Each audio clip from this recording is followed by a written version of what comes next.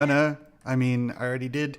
Because I dig giant robots. You dig giant robots. We It sounds like dig this is a guy that walked right from his garage into a recording studio. Robots. Okay. It's definitely like the Beastie Boys pre any hit that mattered. We're live. With We giant are. robots. With Our giant scheduled robots. programming has been replaced by giant robots. You know, if you guys wanted a giant robot campaign, I could have done that, but nobody I think I'm suggested good it. without that. Okay. If you guys had gone after the fire dudes in SKT, you guys were going to get a Jaeger. It's going to be cool. Except we teleported in and murdered that guy. Yep. Yeah. Mm-hmm. Fuck you, Brian. All right. So, who would like to do the recap this week? Oh, God. Recaps. We The did recap that. this week is pretty easy. Mm-hmm. After we went to the meeting with the Thieves Guilds, we were assaulted by Tira's ex-fiance, who assaulted the meeting place. We fended off his guards, stabbed him a little bit. His bird went into a suicidal rage and dive-bombed several of our characters after we murdered him and collected his soul. After which, we were accosted by the Mouse Prince through tunnels leading to the bottom of a He's a sewer king. chamber. I'm calling him the Mouse King because he's the king of mice. He's basically Mickey. But after we reach chambers far below any collapsed tunnels that only really mice and insects could access, we fought a lot of rats. We saved Nimbleton's daughter in the first chamber and then proceeded to go into the next chamber to fight the Lord of Vermin. It's all consonants. It's 100% consonants. Mm-hmm. There we found Nimbleton's tomb along with his wife, and we defeated the Demon Lord. But during our heroic and obviously, idiotic quest to defeat this bomb, we ended up giving it to Elric, who teleported above ground, the place that we didn't want the bomb to go off, who turned into a giant eagle and flew over the sea, Batman style, so the explosion wouldn't contaminate, or blow up the city. And that went 100% well. That was our plan the entire time, and nothing went wrong. There were no And no alternative one plans. canonically had a better plan. Mm-hmm. Yes, there were zero other plans. No one. This was uncontested. It was 100% unanimous. I totally had a better plan. No coughing people had better plans. A couple of minor things. Elric falling after tossing the bomb away and reverting out of his eagle form, was going to let his cat familiar die, but it seemed to be occupied again by Seema, who dispelled the featherfall and cast it one of her own, so that the two of them landed gently in the water. She was then going to castigate him. However, there was a bright white light from the explosion, and that is the last anyone saw of Elric. The rest of you, Jacob sent Annalise off to look for Elric, while the rest of you made your way to a safe house maintained by the Thieves Guilds. And that is where we left off. Austin takes some inspiration. And Tony, Elric, if you would check your balanced blade handout, there's some additions.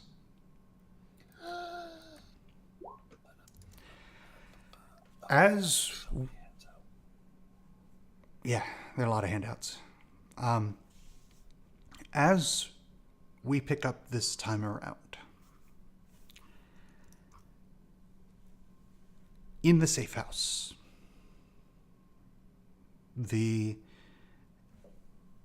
I assume you were all going to take a long rest. Yeah, I think that would do. There was one thing that Tira wanted to ask Brendo Barris, and Mhm. is because he's clearly well connected, and I have realized that Pantouf has some very cool barding that we left at Leona's place because we did not expect, to be freaking betrayed. Insurrection. So yeah, insurrection is exactly the word I was looking for. Thank you. So I would ask him if he has any people he could send into her place stealthily, of course, to get that for us, if it's at all possible. He says he will attempt to do so, and you see his eyes sort of glaze over for a minute, staring off into the distance, and he says, he's when his eyes refocus, he says, "I've asked someone to swing by and see if they can't pick it up for you. Thank you very much. You're a wonderful friend. But there are many, many guards out right now, and I don't want them to risk their own freedom." Of So- course not. And I would never ask for them to risk. But if it's possible and if they think that they can get it done, I would appreciate it. Of course. The rest of you can take your long rest. After a few hours, Annalise returns. And she goes straight up to Jacob. She returns. She looks like she has healed. Since the last time you saw her, she had taken quite a bit of damage during your battles. She looks Does she back have, to... like a little bit of red around her mouth. Well, actually, when she returns, her dress is immaculate. She looks much more healthy, and she is carrying in her hand what looks like a leg, and I would say severed, except it looks like it was more likely torn off. It does not drip blood at all. But as she arrives and walks over to Jacob, she tosses the leg at Lodeg's feet. And she goes up to I sniff it warily. make a perception check.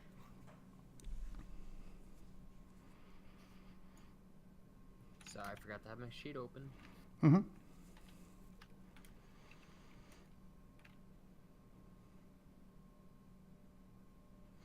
Aha. Jacob, welcome back.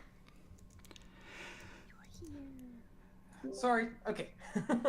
That's all right. I was just explaining that Annalise returns after a few hours. She looks healed. Her dress is immaculately neat. And she returns holding a leg that looks like it was torn off of a person, which she tosses to Lodeg as she just walks up to you. Lodeg, it smells fresh and human. You detect nothing else about it. It seems that all the blood has been drained. I eat it. Okay, it tastes good. I mean, it's a little disturbing, but it's not the worst we've seen him eat. With that perception check, you realize that the leg is still wearing a boot, and it looks like the uniform for the guards, the Black Mask Guard. It looks like one of their boots. She returns to Jacob and she says, "I was not able to find him. However, there were reports of explosions, several in town, a very large one over the water." That might have been him. And she says, "I also brought your pet some food." And then she gives us some side eye to Tira as Pantouf is sitting there whining a little bit. Thank you, Annalise. You did excellent. Well, team, we should try to find Elric. There's an explosion over the water. Of course. But how? Brendo Barris's people have not found anything, and we're a little, Half dead. wanted. I think that we should rest, and then we can keep an ear out to see if he is seen anywhere. Maybe he will turn up in a prison somewhere, and then we can just break him out. Or I wanted to suggest maybe we try to find Wilfred. He was supposed to have something made for me. Could turn invisible, and now that I have this, I would clink on my brand new shiny gold feathered armor. I might be able to have a look from above ground, see if I can't find something that the mice would have missed. Okay. As you finish your rest and come up with this plan, you see in the middle of the room, you're in essentially the back area of a large warehouse in the dock district. And in an open area in the center of the room, maybe 15 feet off the ground, you see a little spark of some kind of energy that turns quickly into a small ball of fire, maybe a couple of inches across. Only the fire is a brilliant violet color. This small ball of fire drifts almost as if it was a leaf falling from a tree down towards all of you and stops perhaps 8 feet off the ground near you. Then it... What is this? Lodeg treats it like a laser pointer. Like not touching it yet, but like circling it, eyeing it, like getting ready to pounce. Your head's moving with it. Pantoof is probably doing the same thing on the other side, flanking. The fire begins to stretch and elongate horizontally until it is a line of fire almost 5 feet wide. Then at both ends, it begins to descend. So it is forming almost a rectangle until it hits the ground, at which point there is a whoosh of air, and you see inside the fire almost a portal to another room. This room looks to be some kind of library or study. And standing on the other side of this now purple fire doorway is a very well-dressed, regal-looking Shadarkai woman.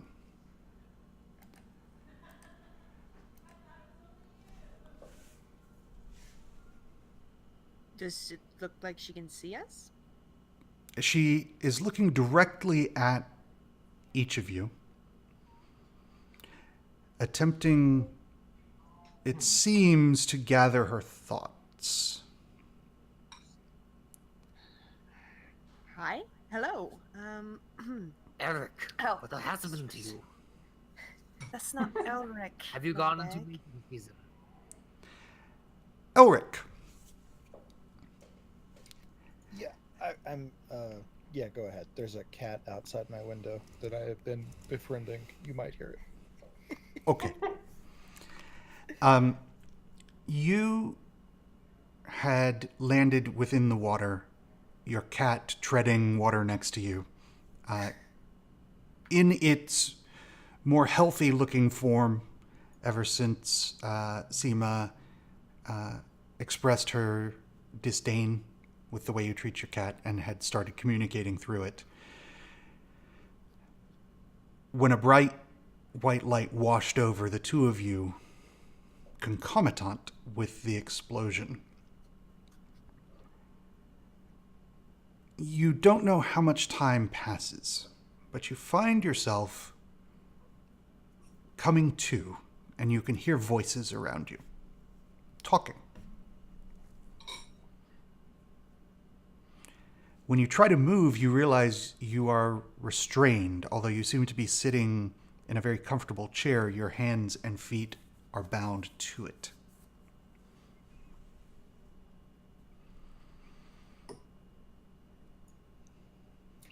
Have I take a look around the room. Okay, so you open your eyes and look around the room. Yeah. I'm assuming I haven't taken any sort of rest because I was unconscious. Not yet. Okay. Looking around the room, you see you are in a well-appointed dining room of some sort. There are windows, and when you look outside, you see a snowy landscape. The table is set for a dinner. You see 7 place settings, 1 at the head, 3 along the sides, but there's no food on the table currently. The voices you hear seem to be from the next room. Your cat, Familiar, is sitting on the floor next to you in, it looks like a cat carrier, essentially, and it has reverted to its grotty, one-eyed, torn-eared, mangy form. Everything is almost exactly as it should be. Can I try to not be tied to a chair? Sure, make a sleight of hand check for me. If you would like to try to not be tied to a chair quietly, also make a stealth check. But that. Oh my god! I rolled a 27 to myself. Oh man, it's a bad day.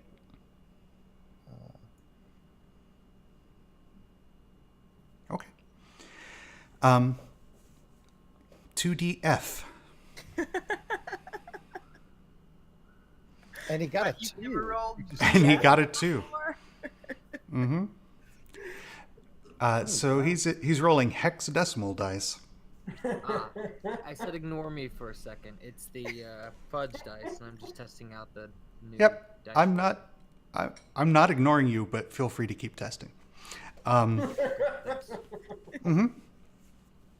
Elric, you managed to free one hand quickly, but as you're trying to free the other one, you do knock some of the tableware, making a slight ringing noise as a fork and knife clang into each other. Sorry. And you see a woman come through the door. She is a tiefling. And just a moment. I'm going to do this to give me a little more room. She's a tiefling, and she is wearing a kind of head scarf, intense earrings. Her horns curve back over her head. She has either some kind of design in her makeup or she's tattooed with something. It's hard to tell. But when she enters, I think they're for exploding dice. Damn it! I said ignore me. Everyone else can answer. I'm listening intently to your narrative. Mm-hmm. I can tell by all the typing you're doing. I'm just being snarky. So she enters and she sees. Being a bri in the business. There you go. She enters and she sees that you've managed to untie one hand, and we're working on the other. And she says, I would recommend that you stay in your seat. And she goes over and she picks up the little carrier with your familiar in it. And she says, I must question your familiar. The others will be in here in a moment to speak with you.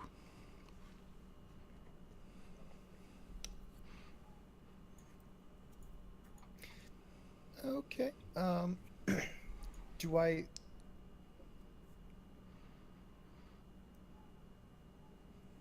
I've got one hand free. Mm-hmm. Can I undo the other hand and just sit back in my chair? Mhm. Like I will comply with exactly what she has requested. Sure. You do. You sit back, and in just a moment, several other people walk into the room. There's an older man wearing a skull cap. He has a long white beard. There are two younger people, humans, a man and a woman. They're all wearing very fine clothes. And following right behind them is another tiefling and a gnome.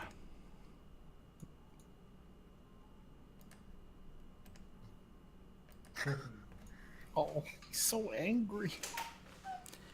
Super cute. It's probably because he gets told that he's cute all the time, but he's actually kind of angry, so he's just like, no, I'm not cute. Ugh." Exactly. Laughing, I am evil. Yeah. They come in and take their places. The last one to enter is this Shadarkai woman who you immediately recognize. This is Terhali Sindale, your mother. Hi, Mom. I was just trying to be Batman. They all take seats. Your mother not even really looking at you. She seems angry. The older gentleman with the long white beard, who you do not recognize, but the rest of you, or some of you would as Ari from the Okay. previous I was timeline. like, he looks super familiar, but maybe you were just reusing art, and I'm crazy. Yeah. No, I'm being very careful in this to try and not reuse art. There was the one Dragonborn. All right, so they all sit, except for this older gentleman who walks over next to you, seeing that you've released your hands, but not gotten up. He will wave his, and the bindings at your feet fall away. He says, Well, what are we to make of you?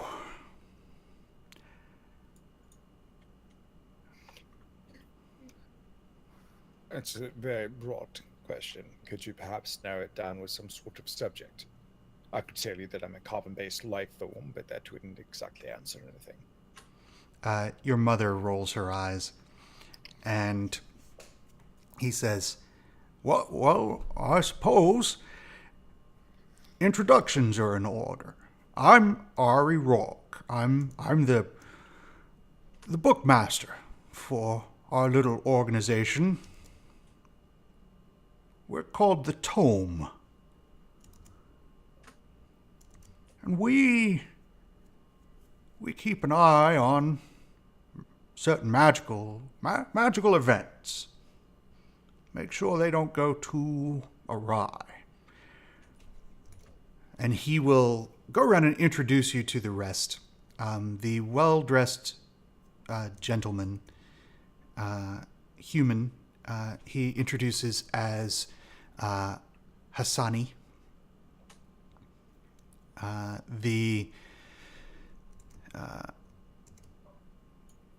Sorry, going through my notes. The other human woman, he introduces as Farah al-Akar. The tiefling woman, he introduces as Jeanne.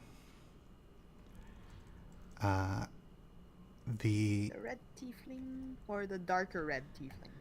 They're the both red. I used red first, and I was like, that was stupid. sorry. So this tiefling, Okay. the other one has left the room Ah. with the cat. He introduces the gnome as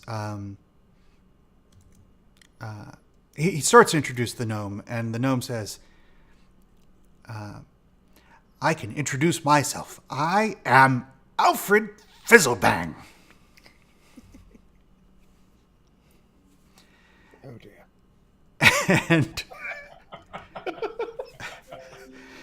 and Ari introduces. He explains that the last member of their group who took your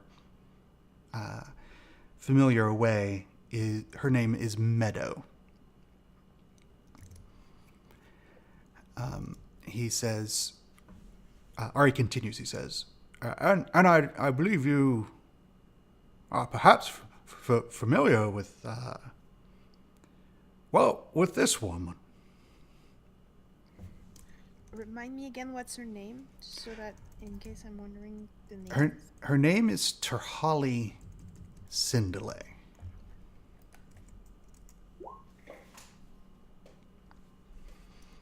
Put one apostrophe too much, but otherwise I think I'm good. Let's see.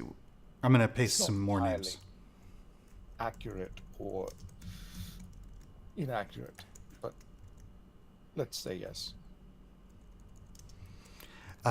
She will say, I have never met this person in my life. Technically accurate. But she's also my mother. Also technically inaccurate. She says, this is an abomination and not my son. Technically accurate. Also, technically am. Technically inaccurate. My son Please. is more eloquent. And she then turns away from you again, and Ari says, well, see, we have a bit of a problem. You are, you're an anomaly. My mother, which is a problem, yes. If it drinks, yes, anomaly. Please, go ahead. The little gnome says, he says, you're an anomaly. We're not going to give you a damn thing.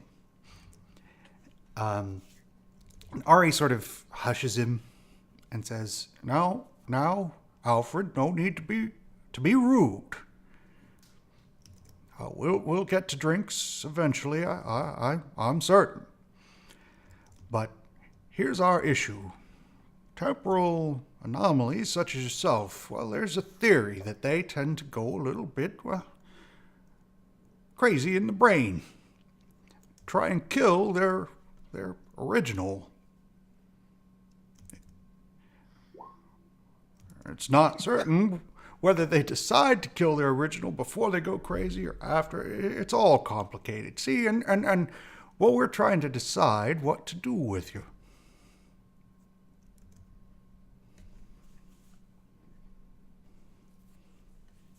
I lean back and I think, and I, when I finally have considered something, I will like quote an arcane theory about the universe's ability only to sustain a certain number of souls, or something like some obscure arcane text written by some old Cragley Fizzlebang. Would you make an Arcana check for me?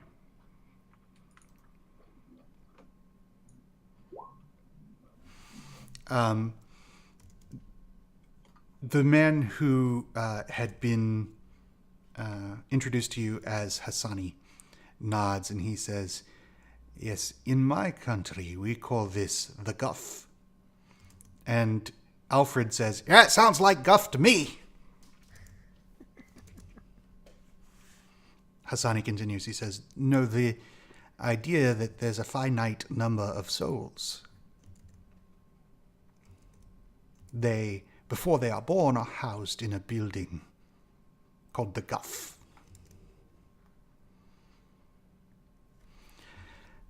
I believe that the concern is that as the universe seeks to correct my existence, I or my younger self will be driven to expire one another, whereas to balance the scales. At which point your mother turns to look at you and says, "Yes, and this is exactly why I think we should simply destroy this one." Alternative. Perhaps we question what would drive one to come back in time. The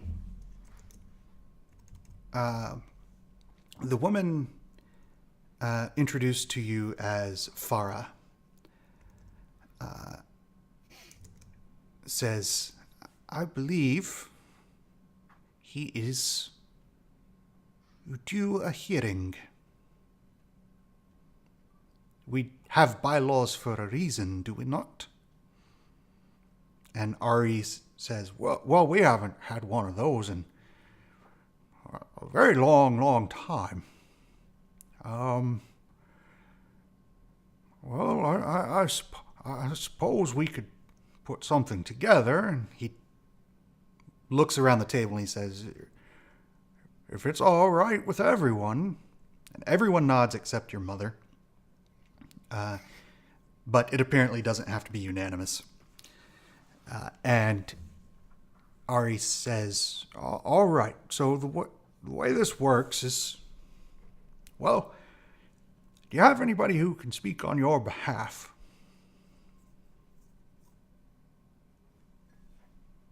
Friends, character witnesses, that sort of thing. I look at my arms, see if I've learned simulacrum yet on my tattoos. It's only halfway done. Mm-hmm.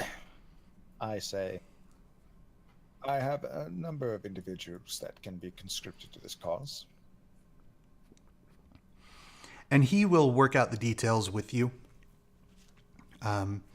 Your mother is sent to fetch them. Whereupon we catch up with everybody. So the rest of you see this flaming purple portal and this Shadarkai woman on the other side. She looks at you and says, "I need to borrow some of you for a few moments. It shouldn't take long." And She's so yes, familiar. of course. And you are? "In a hurry." And she turns and leaves, leaving the portal behind her. Oh dear. She's kind of rude, isn't she? She reminds me of Smells someone. like Eric. I go Are through you the sure portal. she did not just metamorphosize? That's not even a word, Lodag. Go to the portal. Mm-hmm. Okay. So the rest of you go in, and you can follow her into a large sort of ballroom almost, where you see a couple of other people, the two humans, moving very large pieces of furniture by pointing, and the furniture is floating off to the edges of the room. They all wizards. They seem to be setting up a sort of seating area in a circle. And this older human comes out, the one with the long white beard, and looks at all of you and says, "So you're his friends." Hari? Or is that you? Have we met? I guess not.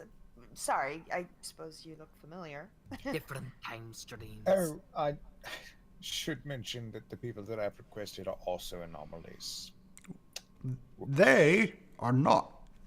So you see, they don't have duplicates here. So they just sort of fit right back in. Did you really just try and sell us out? I didn't Also, want to you're look like alive. holding anything. Do it better next time. You were remarkably put together. Oh yes. Yeah, you're It's not really a blown credit up. to my genetics at this moment. Ari sort of calls for attention. You'll see that Annalise and Brenda Barris did not come through the portal behind you. And when you glance behind you, you'd see that they both tried and did not appear on the other side. And both seem to be inspecting the portal as the portal disappears. I'll be the.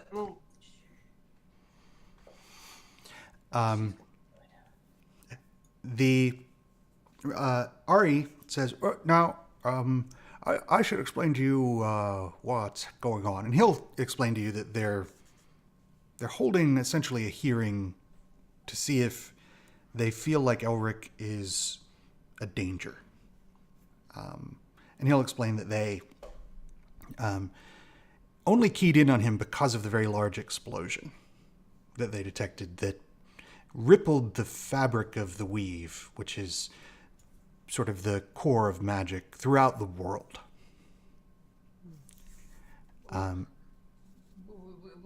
It was not our.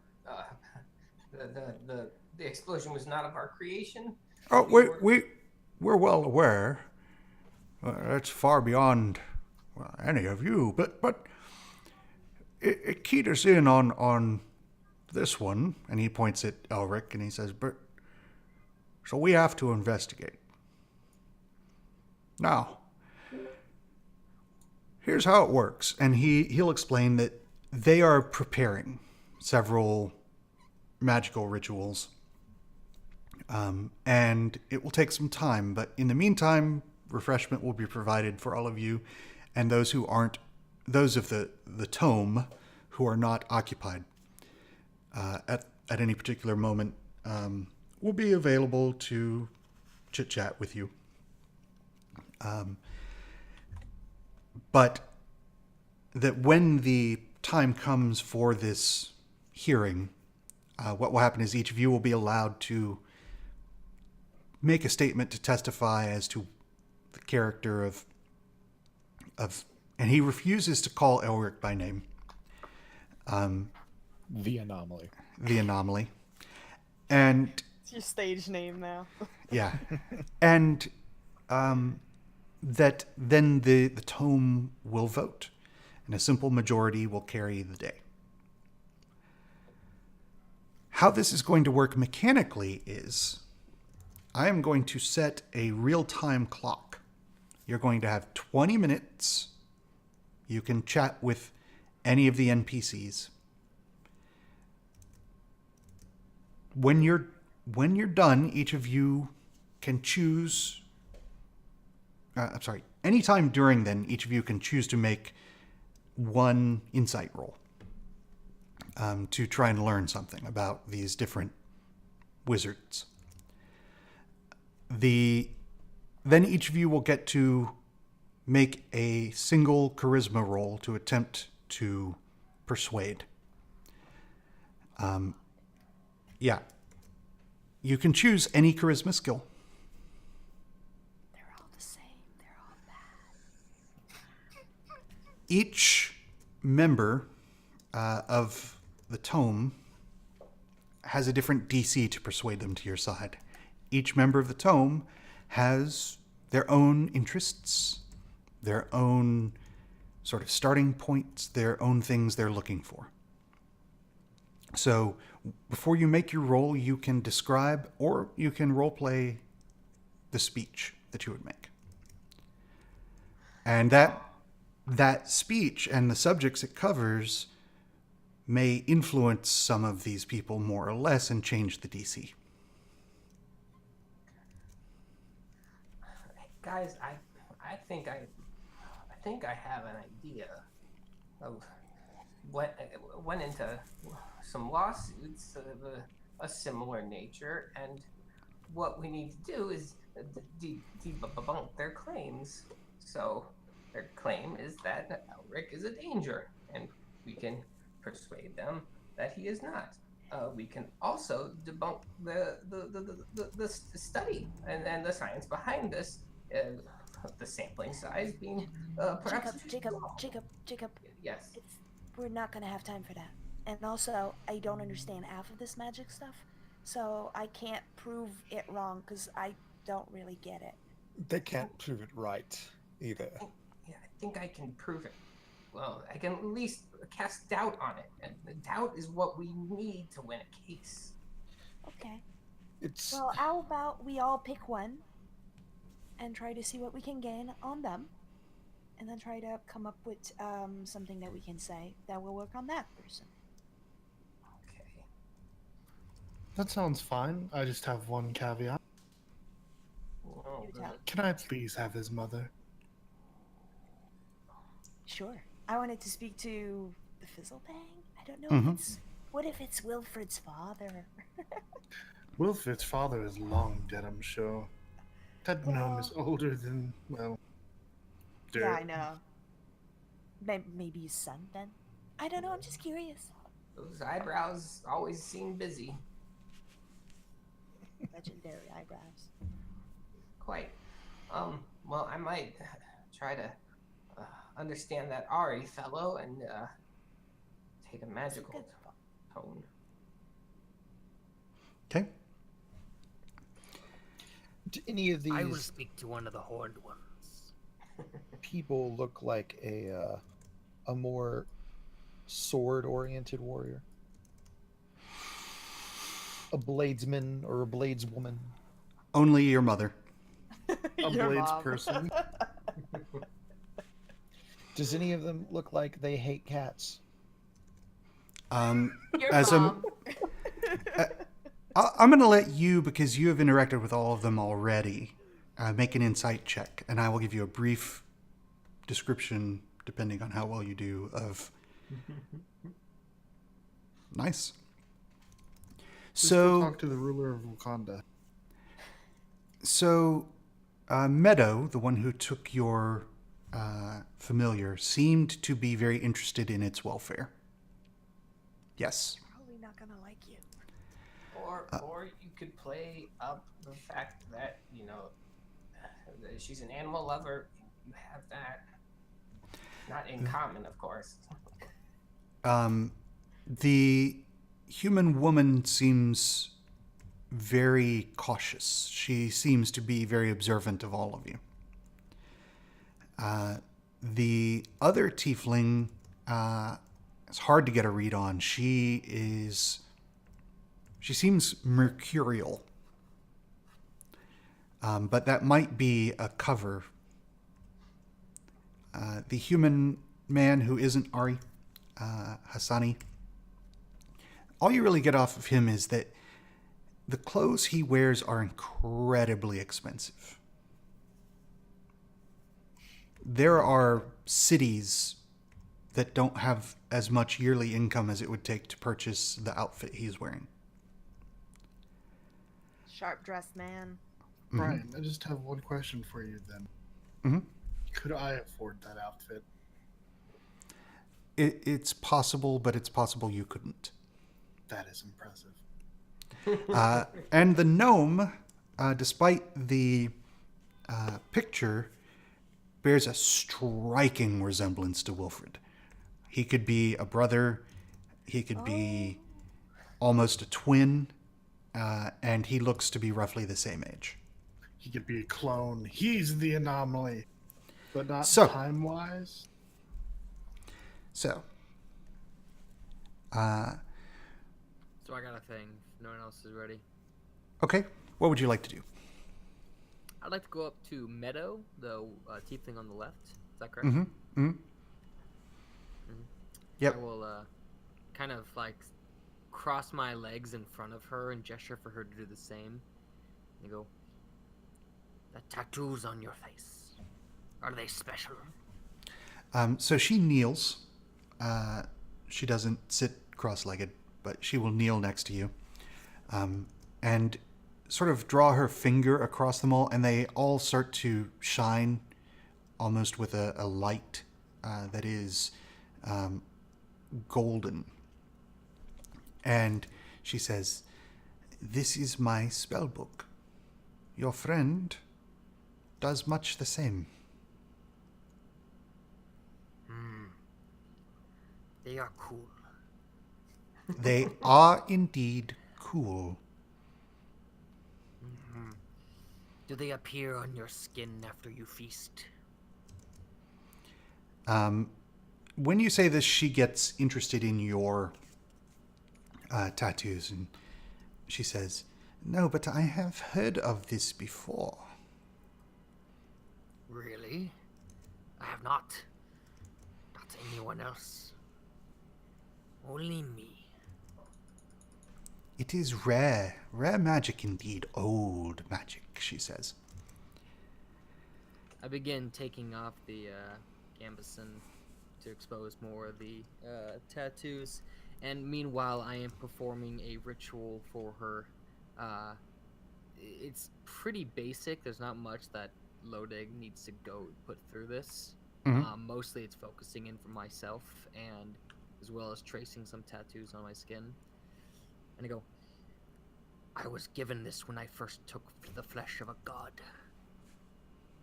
Since then, certain powerful or special creatures have appeared upon my skin when I have eaten of them. As I have grown more powerful, they have given me more abilities.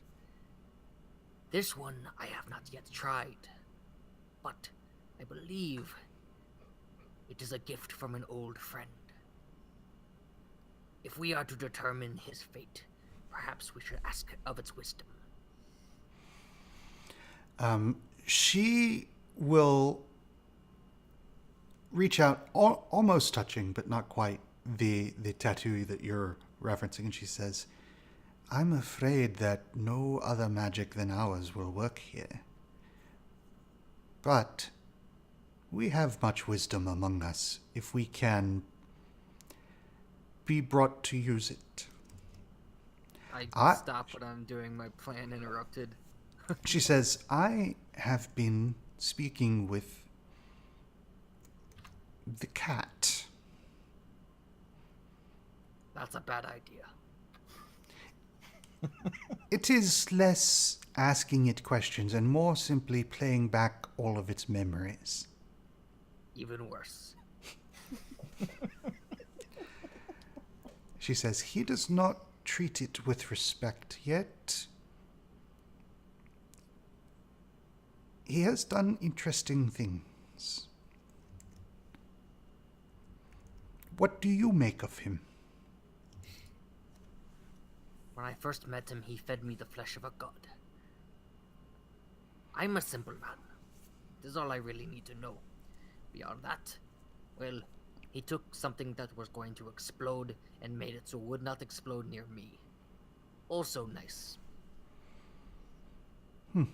And she will thank you for your advice, for your input, and she will then excuse herself as she needs to perform some pieces of this ritual.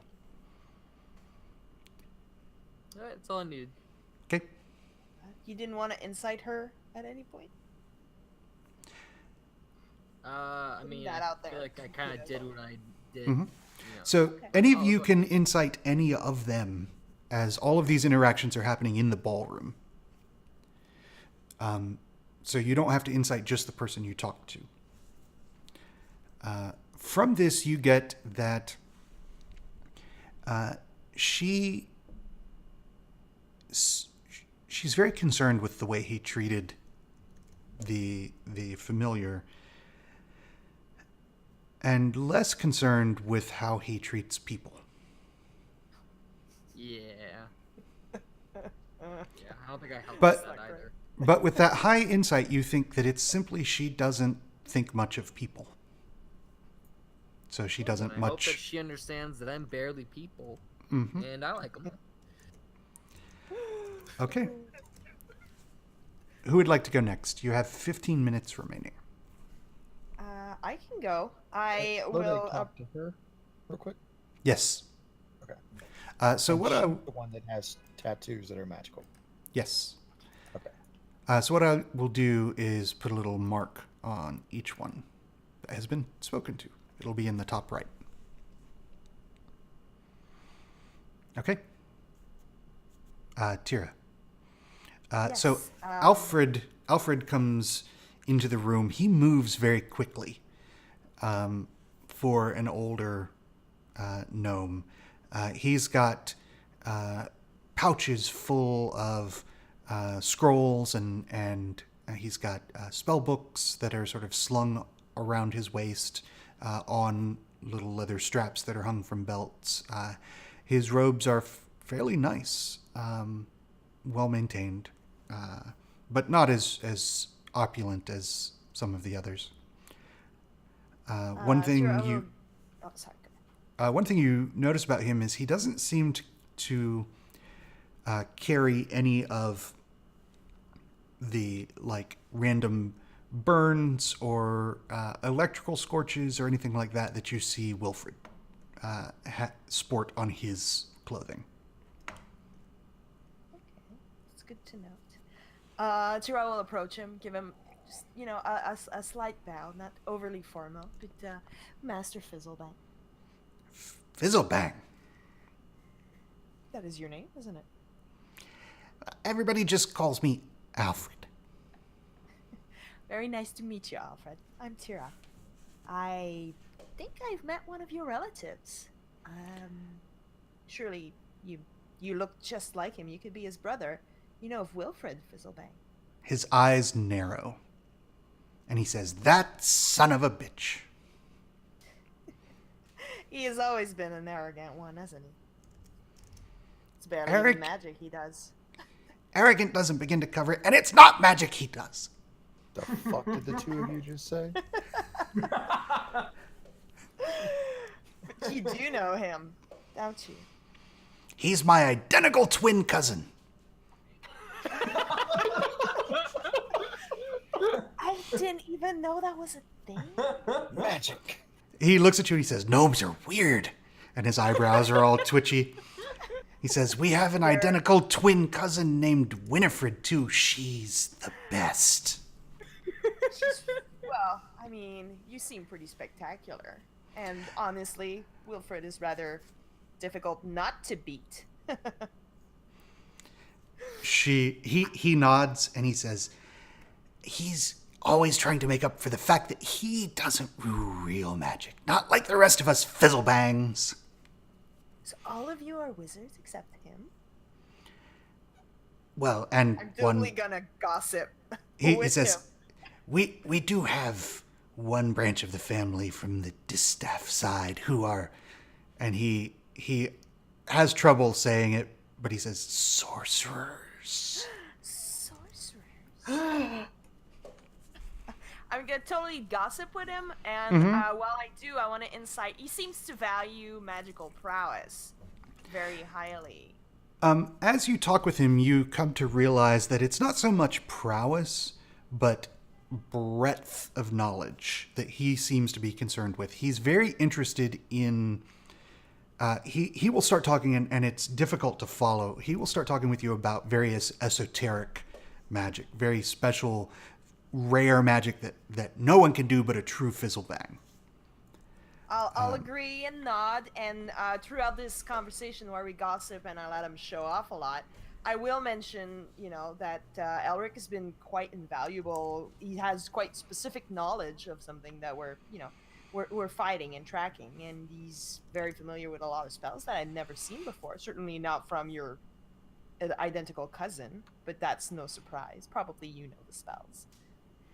And just flatter him, but drop hints that, Elric is a very knowledgeable fella and has helped us quite a bit with his Okay. knowledge. Excellent. Who would like to go next? I could talk to Ari. Well, okay there, young man. You have the aspect of a lawyer about you. Thank you. That is my learned profession. I wanted to ask you about other anomalies, how many have you encountered in your time in the scrolls? What was it? The tome. Boy. The tome, I'm The sorry. tome.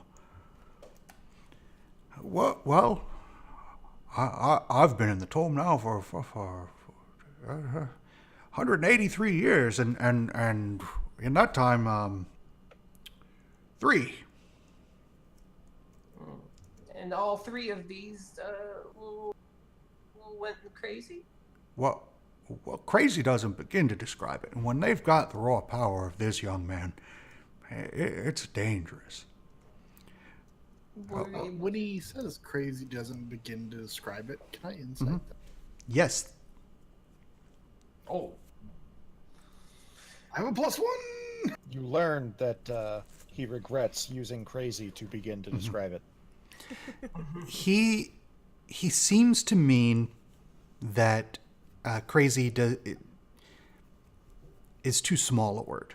When he gestures, he makes this big gesture as to how crazy these things go. Jacob. were you able to interrogate them after they lost their minds, so to speak? Have you ever tried to interrogate someone who's lost their mind? I mean, really? Well, I mean, it's hard to discern what the cause of the insanity was, though. I mean, they could Oh all- well, it's fairly simple deductive logic. You see, we narrowed it down many years ago to just the whole there being 2 of them in the time stream at the same time thing. There was no other correlation. Now I know that correlation is not causation, but there's no other factor that we can find. Well, there has to be a cause, though. I mean, simply being around the double is enough to drive a man crazy. Well, 2 of them. The third went crazy well before he ever encountered his double. So we don't know which causes it, or if it's how long they've both been in the time stream, whether they've met each other or not, might be irrelevant. What were the symptoms of this madness? Megalomania, trying to destroy the world, little things. Well, I mean, and They also get really murdery. Wow. Okay. That's 1 for 1 there. We're trying to save the world. You see, the anomaly here is trying to save it. Yeah, and if he goes all wibbly in the brain pan in the middle of trying to save the world, well, what do you think's gonna happen? How's that world gonna get saved? Well, but we still are not discussing the cause of this. There's got to. I mean, he's not exhibiting any of these now. Now, son, it sounds like you're trying to persuade me, and you'll have official time for that. I want to understand. It's a complex topic. That's all. Well, let me simplify it for you. If 4 of the 7 of us don't vote to let him live, we're gonna kill him. That's a fair point. That's simple enough for you. I learned a couple things. Mm-hmm. All right. I think that's all for Jacob. Okay. I just want to hop in at the tail end of that conversation. Perfect. Sure. Ari, wouldn't killing him just send him back to the Shadowfell? Don't they recoalesce there or something? Well, you see, that's one of the reasons we're really thankful to have Terhali here. She knows enough of the old magic to make sure that doesn't happen. No, we'll just keep him dispersed, as it were. And when she's gone, are you going to pass it on to the next generation? Say, Elric, to keep himself at bay from reforming? No, he won't be able to reform. He'll just not be. So he won't be a problem, and I'm not certain, but I think Charlie's got a good another 4,000 or 5,000 years left in her before she kicks it. Did you just call her Charlie? To Holly. Oh, That's her name. I misheard that greatly. I'm sorry, Brian.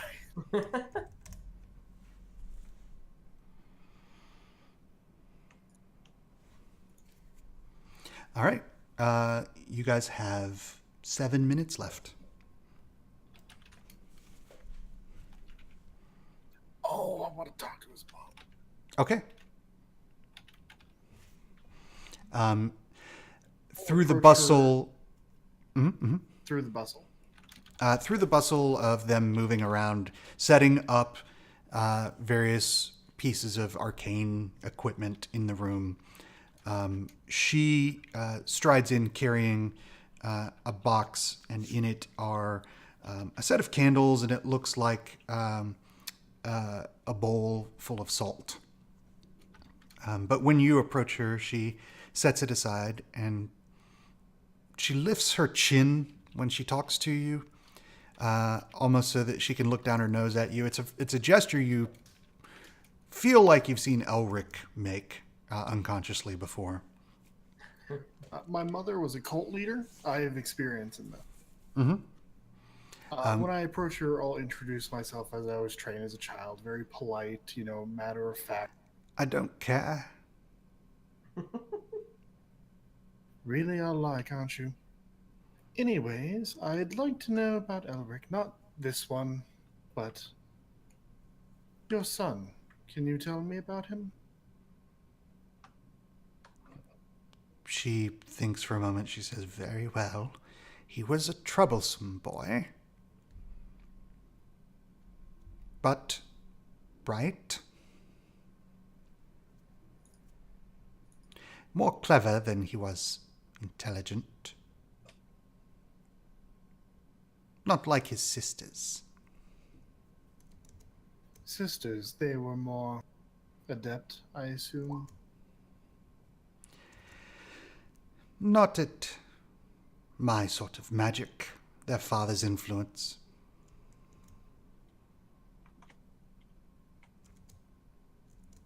We aren't supposed... She pauses. She says, "We aren't supposed to have favorites, but we always do." And yours would be Elric, I assume? You would assume incorrectly. I can see why. I just wanted to be sure if his arrogance, pompousness, and general disdain was a result of the warlike world he came from or his upbringing. Can I walk behind think Leona it's and just be natural. like, I'm right here.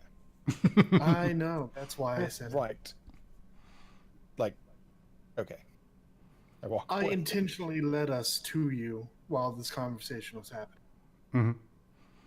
She also realizes exactly what you're doing, and she says, "He is very different. My How son, so? my son knows when to keep his mouth shut."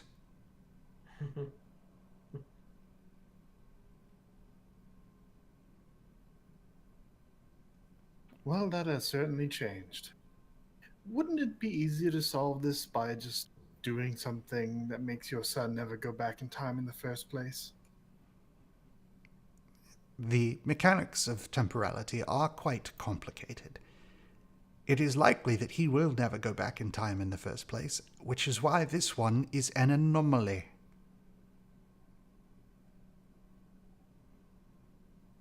He's a walking Yeah, that makes paradox. And if he were to, say, not die here, but just go off and be murdered by some random creature, would you still be able to prevent his reforming? Oh, yes. Might as well get some service out of an anomaly while it exists, then, in my opinion. Provided he doesn't go crazy. Well, You're he's in already crazy. You're in danger from him, too.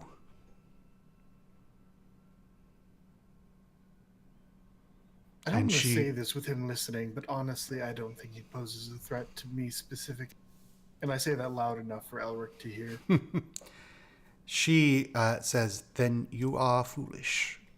And I'm told that often. I believe that. And she will pick up the candles and the salt that she had brought and start placing them around the room, indicating very obviously that she is quite finished speaking with you. Like mother, like son. Anyone else? You have 3 minutes. Okay. So, I'll go with the king of. Mm-hmm. The king of Wakanda.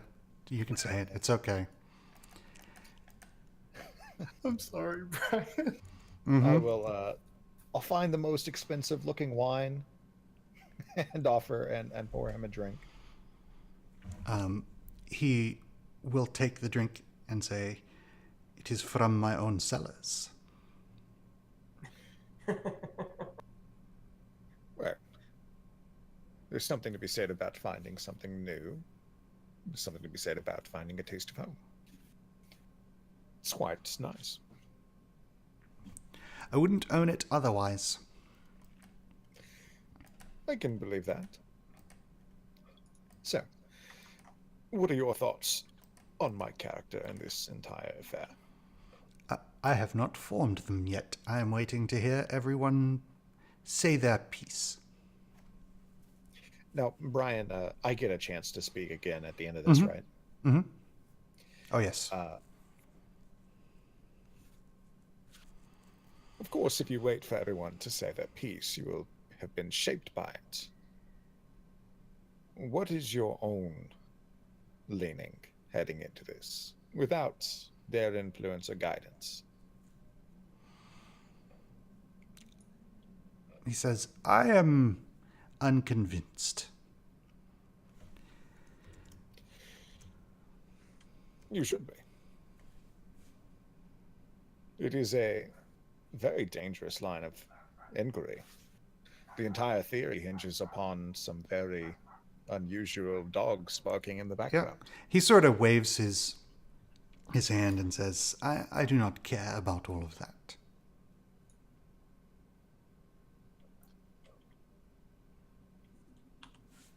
Can I make an insight check, see what he does care about? Mm-hmm, mm-hmm.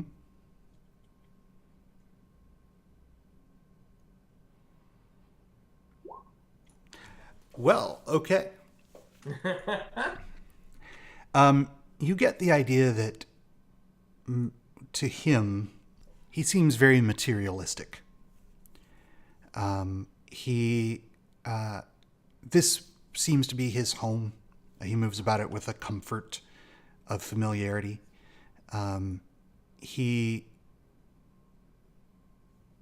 When you are talking to him about magical theory and whatnot, he looks almost bored. He starts twiddling one of his rings that has a very large sapphire in it.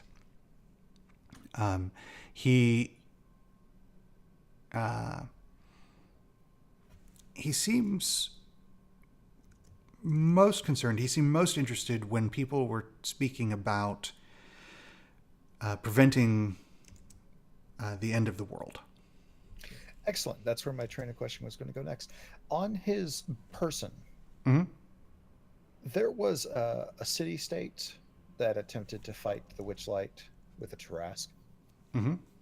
Does it look like his ethnicity or his clothing, his jewelry? Does it look like anything about him suggests that he has any familiarity with that area or investment in it? With that insight, I would say he does not seem to be from that area, but someone like him, someone who has amassed power both financially and magically, likely has financial interests all over the world. I would like to look him over and say, the only reason I'm here is because where I am from, the world is becoming an incredibly bleak and barren place, as it is consumed by very dark forces. Specifically. And I'll just kind of lead him on some of the devastation that has befallen the future. Okay. The This is Judgment Day, Terminator 2 future. sure. This is the last piece you're going to get from that insight. You seem to think that doesn't interest him either. He gets a little, he nods politely, but he says, "That is a future that likely will not happen. My concerns are more in the present." Then you should know that it's already begun. And finish my drink and find somewhere else to fail. Okay. That's about all the time we have. So, they finish their preparations. They begin gathering you all to sit in this circle. Ari explains to you that they are casting a ritual that not only is akin to a zone of truth, but will allow them to see memories and thoughts. Those will be displayed sort of in the center of the circle. You can attempt to resist the ritual, but he recommends you do not. And while you are sitting in this circle, you will not be able to lie.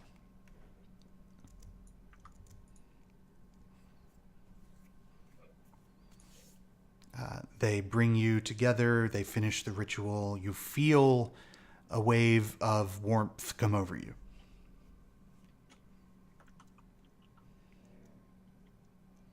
And Ari says, "Not now. Who'd like to go first?"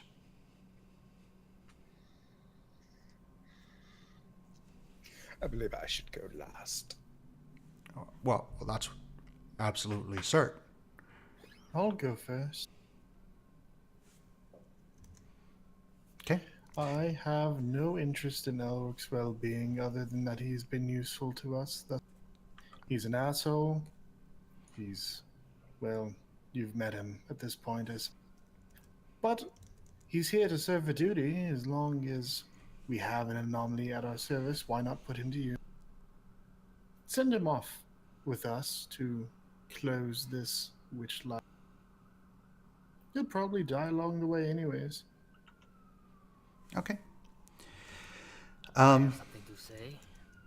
Before you do, make Yes, I do. Leona make a persuasion roll, please. I'm going to use Lucky Star. I don't know if I have to do this before or after the roll. You can. 4 times. I'll take the 21. Okay. All right. Who would like to go next? I would. He has fed me.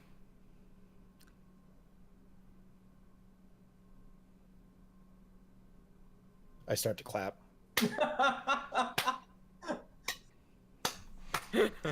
Okay. Make a persuasion roll. Unless you're lying. Are you lying?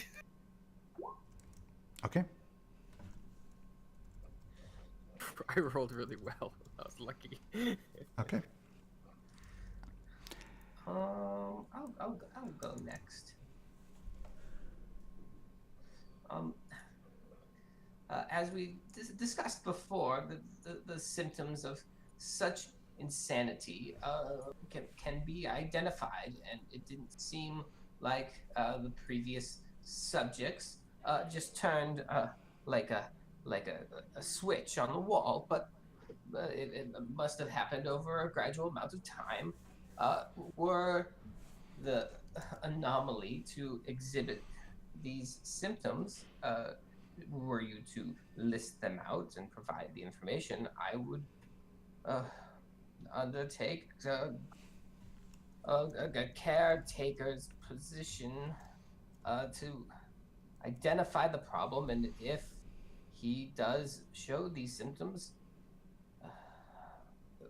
send word in any means you find necessary for your presence immediately.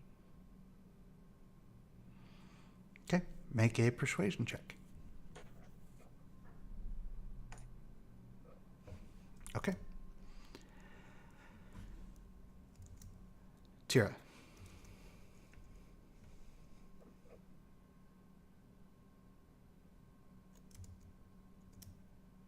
Sure, you might be on mute.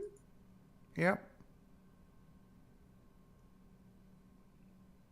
Or she might not be there. Tira God stands up. damn it! Fine. God damn it! I've been Nice. talking for like forever, and I'm like, okay, people are ignoring me. That's fine. And I have not checked my thing. That's wonderful. Mm-hmm. Okay. So approach and give a nod, ladies and gentlemen of the tome. I understand your concerns about the paradox that is Elric, but I think that what you need to understand is that the whole fact that he's a paradox is actually what will help us. We're up against something that has already happened to him, but not yet to us. And what he knows about this is what can help keep it from happening ever again. So, while I understand your concerns about the madness and the danger, we've not seen any signs of those yet, but we do have seen some signs of the witchlight and the dangers that it presents. Besides, if he's going to go crazy and homicidal, we're pretty capable, amongst the most capable in our time anyway. Who better to handle it than us? Okay. Make a persuasion check. What? Wow. Okay. I turned to Tira and said, you know, you could consider a career in the courtroom. In litigation. Mm-hmm. Apparently, I'm going in politics, so I have to know how to do this, right? This is the same thing, really. Yeah, so I hear. Think I did okay. Ari stands and says, I think it's time for you to testify. You've got this. He's looking at me when he says it, I assume, right? Oh, yes. I stand up and I say, as I have stated, my reasons for being here are transient. I have no desire to linger once my mission is complete. But your fears refer to a very outdated and informal theory. One of the resonance of souls, two entities of the same spirit that are afflicting the weave of life and magic from across temporal space. The resonance causes distortions that affect said spirit, and the spirit links to all parts of us, body and mind. This isn't an issue here. I say that because I am a man out of time and in time. I carry a gem with me, affixed to my blade. It attunes me to the weave of time. Any weave of time, presumably. The future strands, these fated threads, they're already lined out, and the causality of our actions brings them into fruition. My threads build upon a fate that is entirely separate, as long as I have that gem. At least, and I must be entirely honest, I believe that's how it works. All right. Make a persuasion. I'm gonna science these motherfuckers.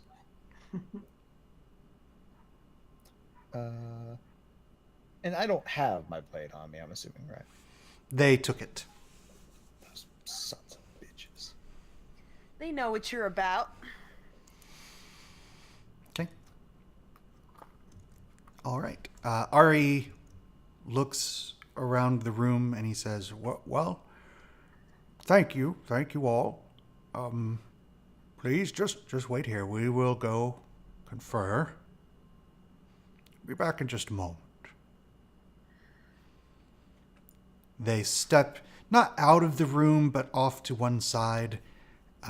Alfred takes out a little sphere of crystal and hits it with a tuning fork.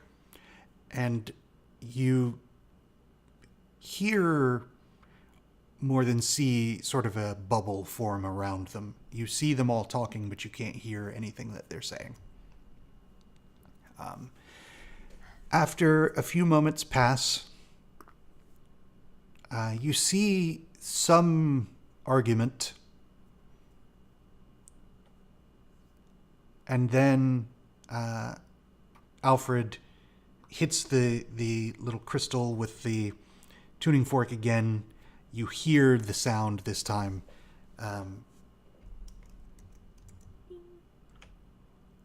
Both Terhali and Meadow leave the room.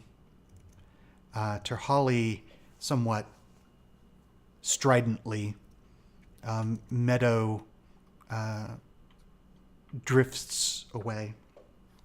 The rest approach and say, Ari starts speaking and says, well, it seems that we are convinced that I'm frankly quite surprised. So we do have a couple of conditions. Of course. We would like to keep you, and he looks at Elric, he says, under observation. If you start to exhibit any symptoms, we will take action.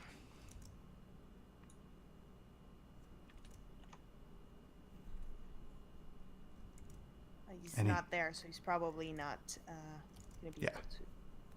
But I am curious. What do you mean observation? Is he going to have to stay here? No. We'll send. And Meadow at this time returns. Following her, drifting behind her, is a living sphere with several eye stalks. It is small, perhaps 2 or 3 feet across, as opposed to a full-sized beholder. It's a baby. And yeah, and she says, I have reconfigured the familiar. However, this one will require proper care and feeding.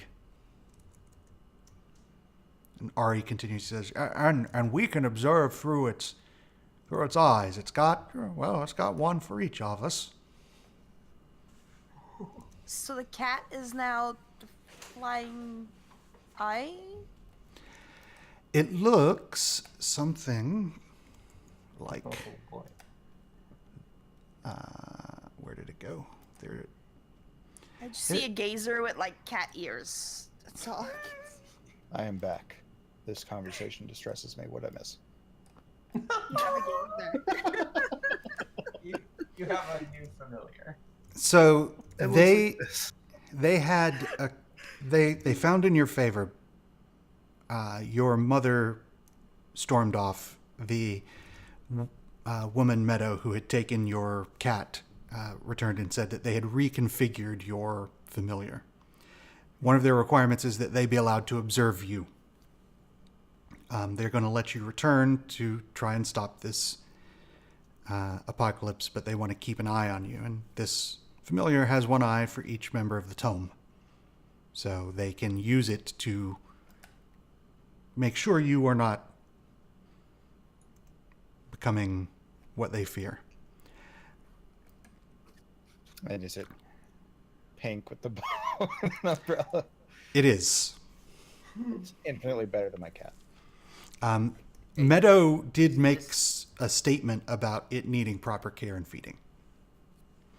What happens if it dies? Well, the same thing that happens when any familiar dies. He can resummon it. I simply hope that it dies not through neglect or mistreatment. You know, I thought it was Only gonna if be that is Elric who mistreats it. a good morning. Yeah, I expected that I would plummet to my near death and get to watch a cat try to swim for the last moments of my life. What is it, you and cats, anyways? I swear. Not cats, plural. Cat, singular. But I So don't if know. it dies, Elric is not in trouble. No. You need to ensure that it is resummoned so that we can continue to observe. Otherwise, we will come to believe that he has fallen, turned, and is a problem that should be rectified. And Ari says, no, you gotta go ahead of yourself. What are the other conditions? Well, just let us observe you, take the familiar, keep the familiar alive. We may contact you again at some point if we feel the need, but otherwise, go about your business and try not to go all evil. But there is a percentage of evil that I can go. As long as it's not 100. Alfred says, I have a scale, a sliding measure, an evilometer. As it, no. That doesn't sound very magical. He holds out a crystal and says, watch.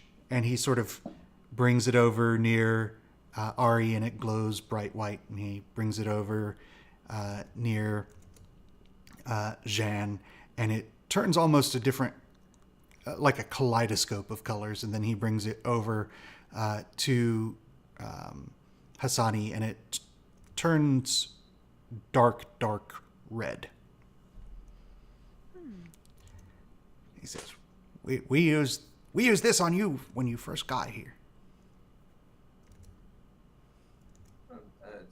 Just wondering, what does it say about myself?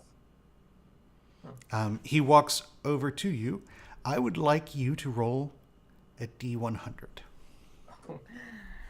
Oh no! Alignment will change. Or do you have something that aids your alignment? You probably wouldn't tell us. Have you been evil this whole time? I actually Look at his cowl. You can't even see his face. Of course he's evil. I used to have something like that. 90% white and then a perfectly bisecting line. He holds the crystal up, and it starts to glow white, and then it turns dark red, and then it turns white, and then it turns dark red, and then it shatters in his hand. Oh. And he says, well, fuck me. I think you broke it, Jacob. My apologies. I didn't expect that. Really didn't. That must be a lawyer thing. You know, He says, that would explain it. there was an issue with the time stream as well. We were waiting for a decision to be made. And I'll gesture towards the broken fragments. I wonder if that's the decision. I'm sorry, what decision were you referring to? Just catch me up. When we were talking to the halfling, he was like talking about our friends who were stuck in the future. And he's like, oh, we can't get them back because there's a decision yet to be made. Ari will say, well, we're not entirely certain. Our diviner, well, she's indecisive on the matter. And Jeanne, the tiefling that you guys did not talk to, will say, "It is hazy." Outlook unclear. No. Imagine, if you would, a honeycomb of possible futures. Normally I pick one, quite easily. But now, all of them seem to be equally likely. It's better than certain defeat. Ari will say, "Well, I suppose you should be on your way. We should get back to our little book club here." Of course. Of course. And he will gesture without even saying a word, and the portal appears again, this time with bright white flame. I'm sorry, I gotta go again. Okay. We will go through the portal and back to where we were at. Thank you. Can we also make sure that Elric gets all his stuff back? Yeah, they bring back all of Elric's stuff, give it to him. You see Alfred look longingly at the crystal that's embedded in Wilfred's sword, but he does hand it back over. And as he does so, he turns to you, Tyr, and he says, "If you find my cousin, give him a good, swift kick in the balls for me." You'll never forgive me if I do that. I care less for his forgiveness. Well, you I We are like. friends. Friends forgive one another. It was that You the- do and remember kick each other in the Wilfred balls. Lodag, right? Yes. He kept poking me with things. You're probably gonna have to get poked a whole lot if you kick him in the balls. He's not gonna like it. As you say that, Alfred says, "That sounds like Wilfred, all right, son of a bitch." And the portal closes between you so that you are back in the warehouse. Did we get a second evilometer, or did we just break it? You broke it. You I- broke it. Nice. You did it. Alright, well, Well, that was That was interesting. fun. Charming mother. I like her a lot. Mostly because Elric doesn't. You can see where he gets that sour face, though, right? They are exactly alike. They're the same. I think we came out on top, so We did. perhaps we should find out what happened with that line of fire. Well, we're all still half dead. No, We you rest. you all got essentially After the rest. everyone has gotten a long rest through all of this. There was no exertion. There was, and you did take time in the warehouse before they approached you to rest. So Excellent. Right. Well, I agree that the wall of fire, the trail of fire, the fire is definitely a concern. And I'm a little worried about Wilfred. I mean, he's very capable, but Is there a place you wish to see? first, Honestly, I'd just like to have another insurrection. Overthrow. What's her name? Brenda Free Barris. Regency? Brenda Barris says, If you'd like to go look for your friend, I will do some scouting around the keep. Meet you back here." well, before you go, if you're going into the keep, do find a place to leave this for Shariah for me, and she will write a letter rather quickly. It's not subtle. It's definitely a threat, and it reads as such: Shariah, you have betrayed the Peacock throne and everything you swore to protect. You were once dear to a close friend, so I will say this only once. Leave. Now, take your band of traitors, Oathbreaker, and depart from this island immediately. Go and hide and never return. The next time we meet, I will plant 8 arrows in your heart before it can beat twice, just like I did your traitor brother. and it's signed as an arrow that turns into a peacock feather at the end. Take some inspiration. That's fucking awesome. Um, Rich, leave, or I will murder you. Brandabaris takes the letter and he says, "Hi, I like your style." I think she wrote a letter like that to Paula in real life. Sounds similar, yeah. Look, I write 8 mail every day. It just relaxes me. So he turns into a small mouse, a small white mouse, and skitters away. What would the rest of you like to do? So we wait for information on Sima, although you can find us rather easily. Mhm. And we need to find Wilfred, or we wanted to find Wilfred. Okay, so Elric saw very clearly that Wilfred's tower in the Templeton district had been destroyed. I believe Elric is still the only person who knows about Wilfred's other place. No, the rest of you did get there too. Yeah. And saw the strange I metal didn't cylinder know in the to cube. check. It's just like it looks just like a worn down, beaten up warehouse. Mm-hmm. Yep, it's not very far from where you are currently in the safe house. It seems like a fine place to go check for Wilfred. We wanted to just hop, skip, jump over there. Sure. I mean, Let's try. Yeah, I'm not overly worried. Let's try to be, stealthy about it. But yeah, let's go and have a look. All right. Make a group stealth check for me, including Pantouf. Of course.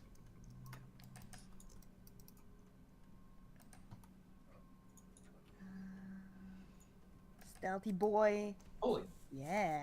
Also, Larry, you are on fire. I do not know what you did to your dice. I don't know either, but I shall take it. Everything Jacob does, perfect. Including breaking evil meters. Even aligning, he is perfect. Brian, just in case it's important, I'm going to use my stealth expertise ability to cast non-detection on myself. Okay, good. Annalise rolled the 20. So those are some amazing stealth rolls. All right, so you all leave this warehouse by the side entrance that Brandabaris showed you. It really is less an entrance and more of like a loose section of wall that you can slide aside quietly, and it seems to be well oiled. You think that perhaps this is used often, maybe more often than the front door. And find yourselves in an alleyway. You know that Wilfred's warehouse is about 3 or 4 blocks away from where you are, and you're able to move between the buildings, avoiding the Black Mask Guard, who are out in numbers. However, as you get closer to Wilfred's warehouse, you come across, about a block away from it, a crater in the street. It is smoking. There are bodies of Black Lantern Guard. I'm sorry, Black Mask Guard. Dismembered, blown apart.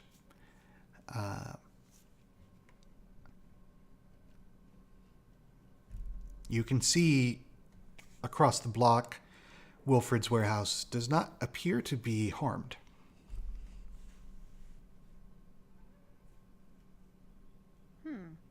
So, are there any guards currently at the crater?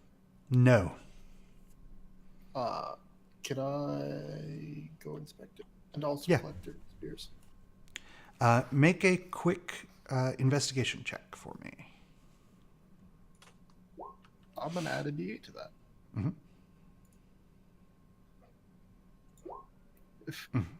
13.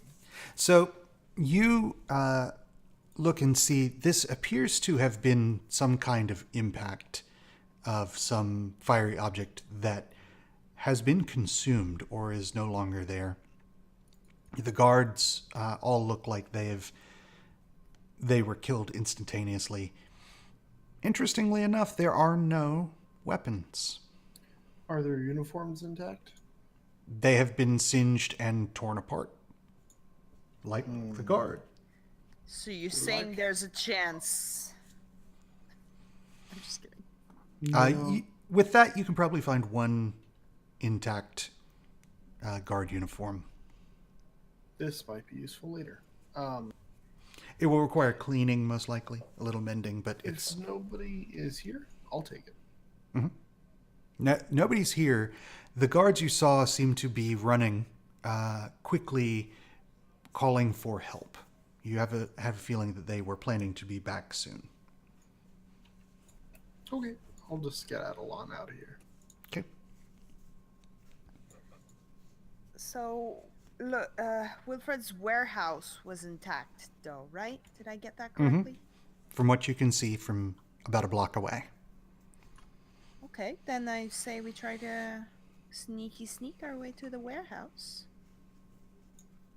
Okay, you absolutely can. We'll keep those stealth rolls. You get to the warehouse, and the front doors are closed. It's a large set of double doors that look like they slide to either side to allow like a wagon or two wagons abreast almost could fit through these doors.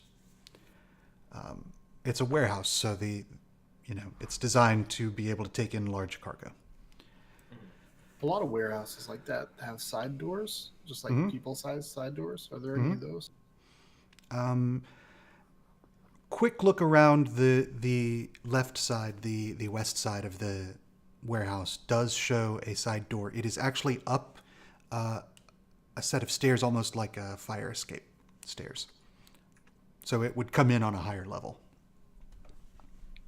Well, I'm sure that with Lodeg around, we can arrange for a little bit of a cheerleading exercise. Perhaps. Oh no, the stairs are intact. You can walk right up to the door. Oh, okay. But first, perhaps we take a moment to scout. Okay. The less time we spend in the open, the better. Just be quick about it. Well, can we find a place that looks like it won't be found? So this area is very densely packed with lots of little twisting alleyways. The warehouse itself opens onto the main road that goes through this little neighborhood, so that it would have access to cart traffic. But the other sides of it are narrow alleys. So again, I just want to find a place that's a little out of the way so I could cast a spell. Mm-hmm. Okay. It'll be a ritual, so it'll take some time, but it'll allow us to see inside of the building. Okay. Go ahead. It's going to take, 10, 11 minutes to cast? Yeah, about that. Okay. Are you choosing to do this? So looking around, you can find the alleys are probably your best bet. The one on the side with the door has less cover. It seems to be cleared of refuse.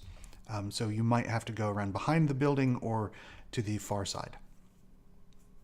Brian, I can be up to a mile away, so just find us a place that's a dead end or something that's definitely no one's going to stumble upon us. If you would rather have done this before you left the safe house, you can. Oh, was it within distance of the safe house? Yeah, 3 blocks. Oh yeah, then I'll do that. Then let's revert back to me sitting on the warehouse floor. And and Elric, were you gonna say something? I was. Sorry, I didn't mean to interrupt. I just want to. During any point in time during our travel, have we passed the lady who made my statue of me? No, she is in the market district. You are in the dock district, so you're across the river. Why? Mm-hmm. Can I also cast a ritual while he's casting his ritual? Can we be Mhm. ritual buddies? Yeah, you can be ritual buddies. What ritual are you casting? I'm gonna go with the telepathic bond. Okay, excellent. So, Lodeg. Yeah, my ritual consists of a lot of like walking around in a circle like a cat, a lot of stretching, a lot of cleaning my scales over the spot where the tattoo is. Um, and on the foot, in a place that you probably haven't seen very well, and it's kind of blended in with a lot of the scales, the ink starts to glow and forms a little goblin person who crawls out of the foot and turns around and looks at me, and I sit down and speak goblin to it and just say, "Go, observe," and it vanishes in a little flash of light, and that speeds toward the little dock district, invisible to everyone else besides me at this point, Mm-hmm. and looks like a clairvoyant spell. Okay. Would you roll clairvoyance for me? Thank you. Okay, so you can see but not hear, or you can hear but not see. Which would you prefer? As an action, I can switch between seeing and hearing. Okay, So I'll excellent. start with seeing, but then just see if I All right. can hear it. Your little goblin scurries down the street and into, simply stepping through a wall into Wilfred's warehouse. And much like before, it's got a large open central area with a deep pool in it that has this metal cylinder floating inside the pool. You look around and you don't see anyone. But there do seem to be several flashing lights in the room on different pieces of equipment. What am I hearing? Can I hear anything? When you switch to hearing, you hear a voice. The voice sounds like Wilfred, but is coming from it sounds like the same devices that had the flashing lights. And the voice from each one is saying the same thing. And that is simply, Fizzlebang defense protocol initiated. Uh-oh. It's terrifying. On that Yeah, note, that's Any of the danger like zone. machines look like they're animated and or like They- patrolling or so Lodeg doesn't know a lot about this stuff, but he does know about Wilfred's fascination with like golems and automatons and that sort of thing. And these do not look like that. They look like pillars Turrets? with lights on the top. okay. Are there any like doors or like interior rooms? No, the only One massive it's room. one massive work area. There is an entrance above that leads to a catwalk around the top of the room, and it looks like this might be used to reach taller projects should they be being worked on. The only doors are that door on the upper level, and then the large double doors. Can I make like a perception check to try to look for any sort of trapdoors in the floor? Mm-hmm.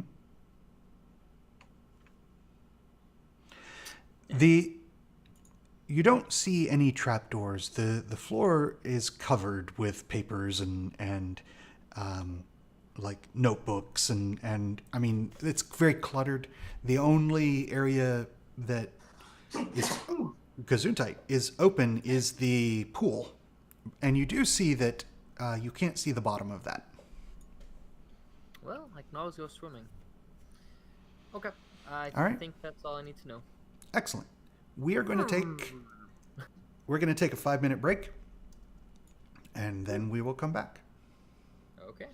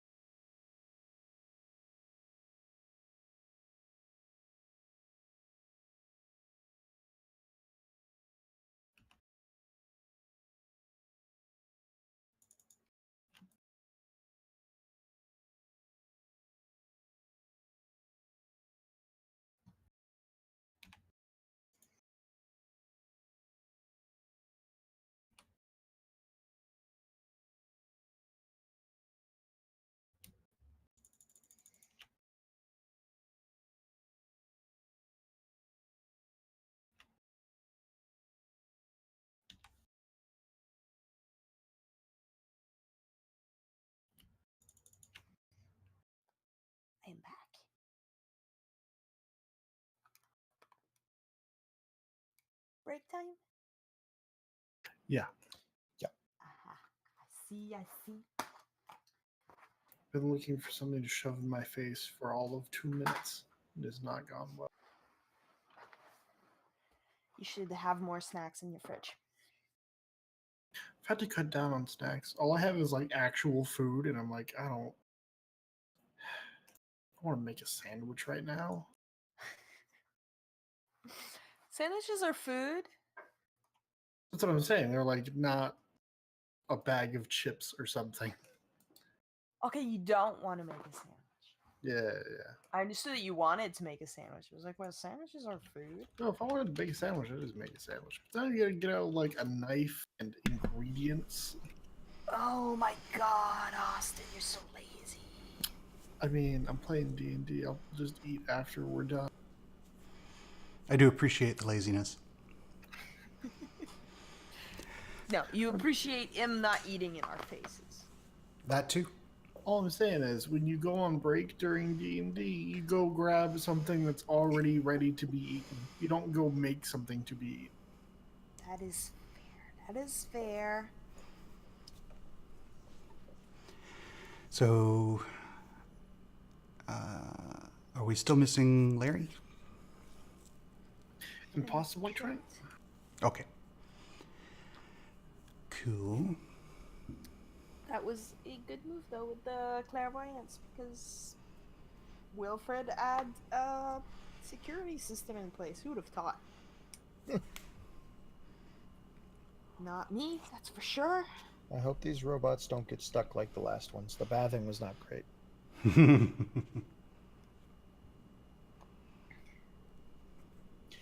So, I'm assuming everybody has heard of Slender Man.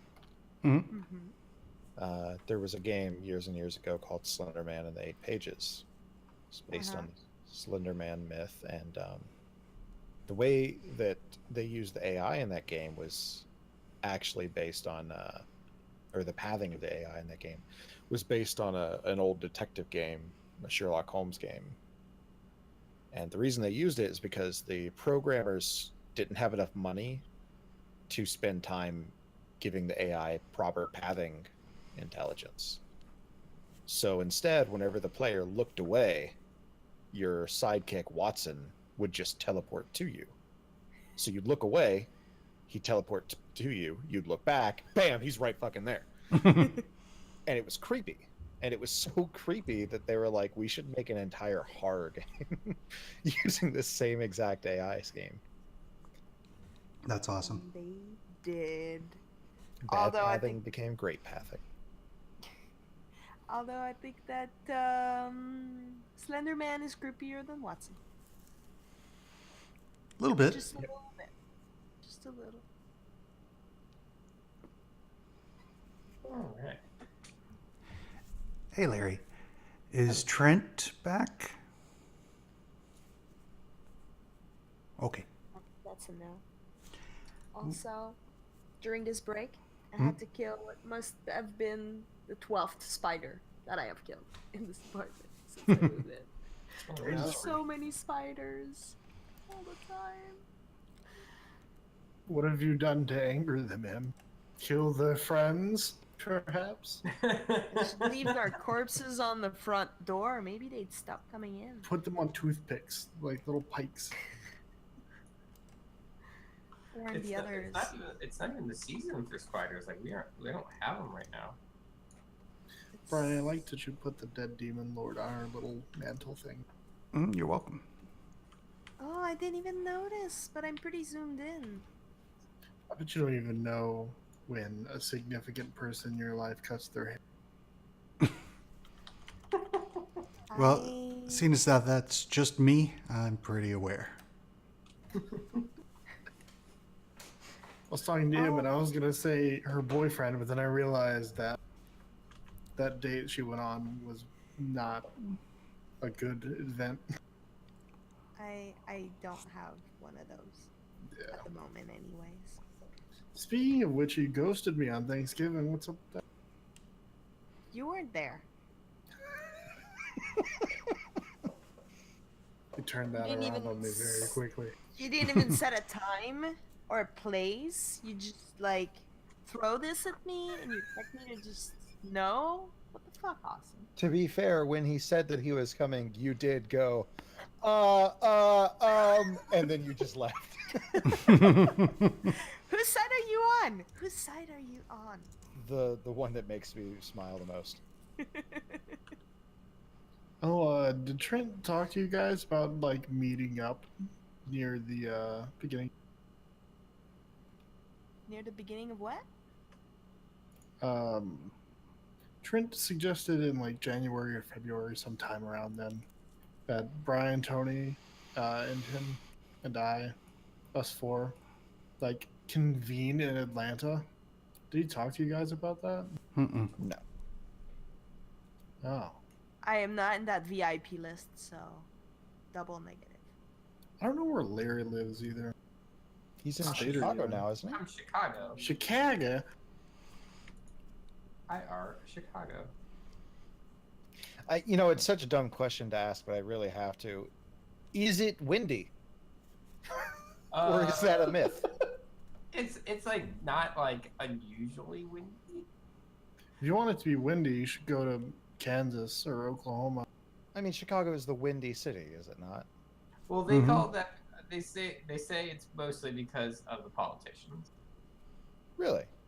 Yes. Well, there you go. Politicians, once again, misleading me. No, it's all the hot air. It causes the All the air hot air from currents. politics. Yeah. Hot air rises, cold air falls, wind. Science makes it do that. I in fact did know how wind worked Hmm. because I grew up with Bill Nye the Science Guy.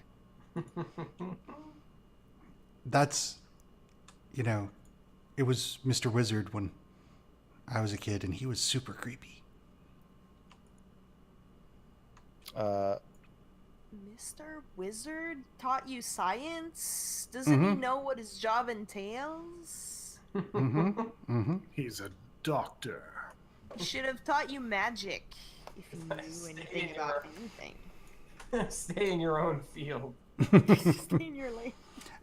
What can I say? That's who he was, Mr. Wizard.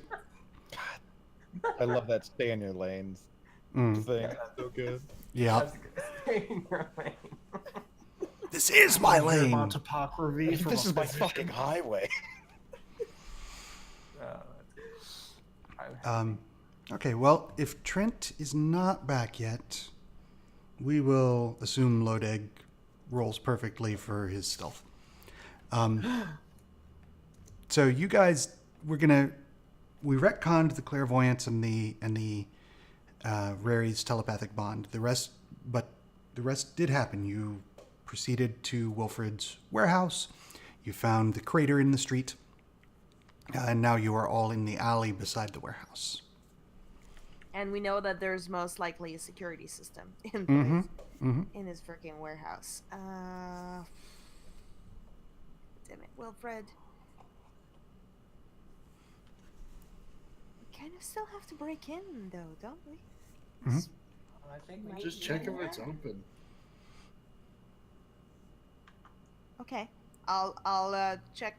I'll check the door for traps first, because I understand the dangers. But then, yeah, we'll just see if the door is open. Okay. Side door or front door?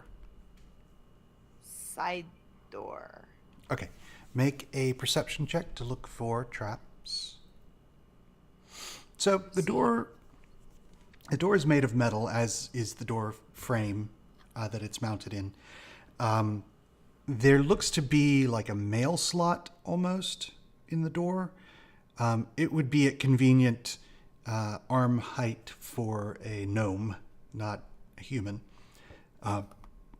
And the door has a handle with a latch and a lock as well. It seems to slide a bolt within the metal frame. You don't immediately detect any trap mechanisms on the door. Does it look like it's something that I can unlock with my thieves' tools? My skills? Probably. Great. I'm probably gonna regret saying this, but I tried to unlock the door. Okay. Make a thieves' tools check. Of all the times. So you put your rake and your pick in the door, in the lock, and start to pick. And when you realize very quickly that this is not actually a lock, it just looks like a lock. When you start to pick the lock, the mail slot starts to, there's like a hinged door on the front of the slot. The door starts to open and close, and you realize that this is some kind of speaking device. And it says, "Welcome to Fizzle Bang Mechanics. How can I help you?" Wilfred, it's Jacob and the team. Wilfred isn't home right now. Oh, The security system has been activated. Please identify yourself or face repercussions. Tira. Tira recognized. The door swings open. Whoa. Oh. Sorry, I was holding on to my pen. Excellent. Hey, you gave me a key. Oh, nice. I will walk in and probably regret also that. Okay, you walk in, and you're on this catwalk that is above the central open floor of the warehouse. You see several pillars, each with lights atop them. They look like there are levers and buttons attached to each one. A couple of them have glass fronts. You see the lights are blinking, and you hear a sound coming from several of the pillars, again saying security system activated. But when you enter, it says, "Tira recognized, security system deactivating." Thank you. I think it's safe to come in. Well done. And I'll whistle for Pantouf to come along. Okay, he will. And all of you can enter and make your way down to the main floor, if you like. I guess when we, enter, we should close and lock the door behind us. Just in case. Okay, when you do, the other side of the door has another one of these mail slot looking things, and the little door on the front of it starts flapping up and down. And it says, "Enter code to reinitialize external security system." I don't know the code, Wilfred. Wilfred is not here right now. I know. I don't know. Elric wouldn't be able to say this, but maybe I can say it out of character. Mm-hmm. Wilfred was obsessed with the numbers on that fucking map. Oh, Tira would not remember that. I don't know. Fizzle Bang. Code recognized. Fizzle bang. Security system activated. He's also obsessed with himself. I am good at this. You're really inside his mind's eye after talking to his cousin. Alright, let's see. If he's not here, where did he go, though? I'm a little worried. Well, we can wait here for him. It does seem pretty safe. The security system's been activated thanks to ingenuity, so. The flashing lights on top of the various pillars had deactivated when the security system did. When you reactivate it, they start flashing again. I thought I only reactivated the external one, though. Correct. Okay. Well, let's go see what he was working on. Maybe we'll find some clue as to where he went. Yeah, I wonder what he did with the souls that I gave him. Oh, yeah, we still. Ooh, Yeah, the souls. definitely gave him soul. Okay. So how would you like to approach this? Is the big thing in the tank gone? It is not. It is still there. I would expect that.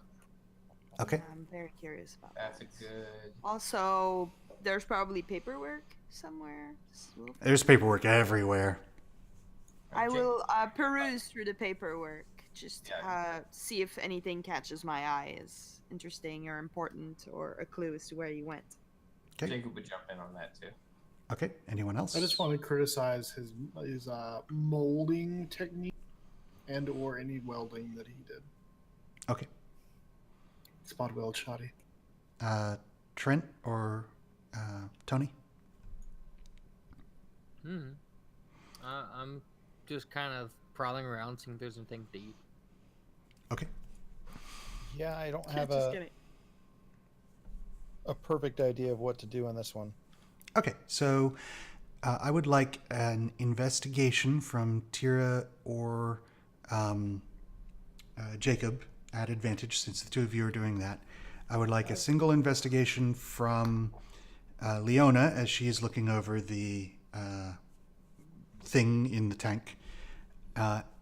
And I would like a perception check from Lodek. Well, wow.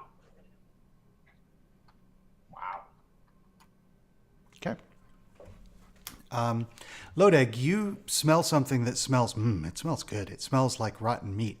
And when you head over to one sort of corner of the warehouse, well away from most things, you see a metal box, and on it, you can't read it since you can't read common, but everyone else can obviously read emergency Lodeg treats. I love Wilfred so much. When you open the box, inside are several pieces of rotting meat that have started to go green and furry. Nice. I take them all. Okay. Leona, the large metal cylinder in the tank has what appears to be a hatch on the top. And you find it's very easy to open. You just turn a valve, the hatch. There's a release of steam, and the hatch rises open on a hinge. And you see that the cylinder you can enter. The cylinder, by the way, is probably about 40 feet long by about 15 feet wide. Oh, so it's sized normally and not gnome. Well, I mean, I guess I wouldn't know that either way. Mm-hmm. Does it look like I fit in it? You could fit in the hatch, and there's a ladder that leads down. I'd jump in it. Okay. I look for a drunken Wilfred. All right.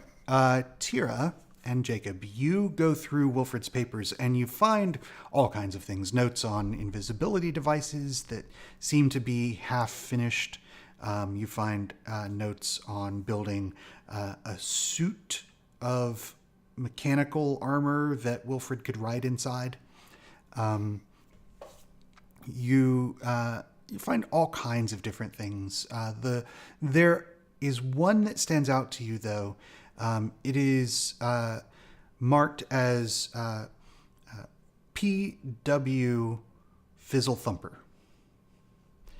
And what intrigues you is that in this sort of sheaf of papers, the design of the device is confusing. You're not really sure about it, but there's a map inside of the island, and drawn around it, located, you can see it was very carefully measured, probably with a compass so that he could get coordinates right on.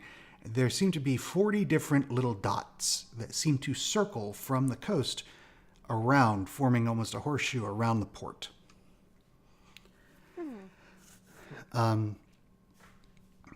And one of the drawings looks like one of these pillars with a light on top of it. Each pillar is slightly different in design and layout, and you do determine that one of these pieces of paper seems to refer to one of these pillars. Also, you find a crystal. It is probably about 4 inches long, maybe an inch in diameter. It is clear white, and it is glowing. No. Can I do a little Arcana check on it? Mhm, If I can yeah. discern what it is. So this looks like a spell shard, and you're not intimately familiar with them, but Elric, you would be. Some wizards use these to, in place of spell books. They can store spells inside the shard. Others use them as journals. They allow like dictation and the recording of sound within the crystalline structure, and then it can be played back. We're losing you a bit. I'm sorry. Think of it as a recording device.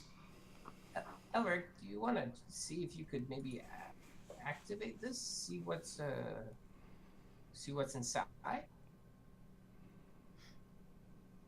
Can I cast Identify on it? Absolutely.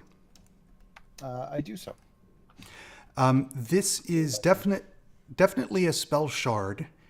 It seems to not have the required structure that would allow you to use it as a spell book, but it does seem to have information encoded in it. That's what you can get from an Identify spell. Okay, it doesn't reveal the information, though. No. Okay. I relay that to the others. It does reveal the command word to activate it, though. Oh, yeah. I say the command word. You say fizzle-bang. Oh, man, M's on it. The crystal starts to vibrate in your hand, and you hear Wilfred's voice as he is speaking about this PW Fizzle Thumper device, and he comments he needs to find a better name than that, and that he's really excited with how well they're all working. It seems that shortly its work should be complete. He doesn't seem to reference exactly what all this is because he understands what he's talking about. It's not very explanatory. But you do hear him say briefly, oh no, that's not, I shouldn't have turned them on. And then you hear from the stone like a door open and close. And you hear Wilfred say, "Who are you? Can't you speak? No? Okay, well, charades. Okay, I can do charades. 2 words. Oh, 4 words. I'm not good at charades." And you hear like a scratching on paper. And he says, "My name is Gum Gum. You should come with me if you want to live." And that's where the recording cuts out. She's Terminatored him away. Well, at least we know she's okay. This is the night of Tony's creation. But which Gum Gum? All of them, apparently. Was there more than one Gum Gum? Yeah, it's Well, like the there's Spider a Verse past but and a with Gum Gums. This is The- the cartoon Gum Gum. It's the Gum Gum verse. I want to play that. The Gummy Verse. Yes. Enter the Gummyverse. Sponsored by Hasbro. Okay. So, Leona, you enter into this cylinder, and it is dark. When you reach the bottom, the only light is from the open hatch. But the space seems to extend down the length of the cylinder. I can do a new thing, Brian. Mhm. It's this. When you cast light, you see the cylinder is divided into multiple little areas by bulkheads, but there's a central passageway that leads all the way up and down. You see that there are It looks like doors or hatches that could be shut to close off various sections of the central passageway, but at the moment they're all open. Yeah, I'll just look through the whole thing, trying to find. I don't know. You don't Anything? you don't really find anything. You find a control room where there's lots of knobs and levers. There seems to be a small galley, a set of like 4 bunks in one of these little sections, but not a lot of. There's a machine room in the back that is quiet at the moment.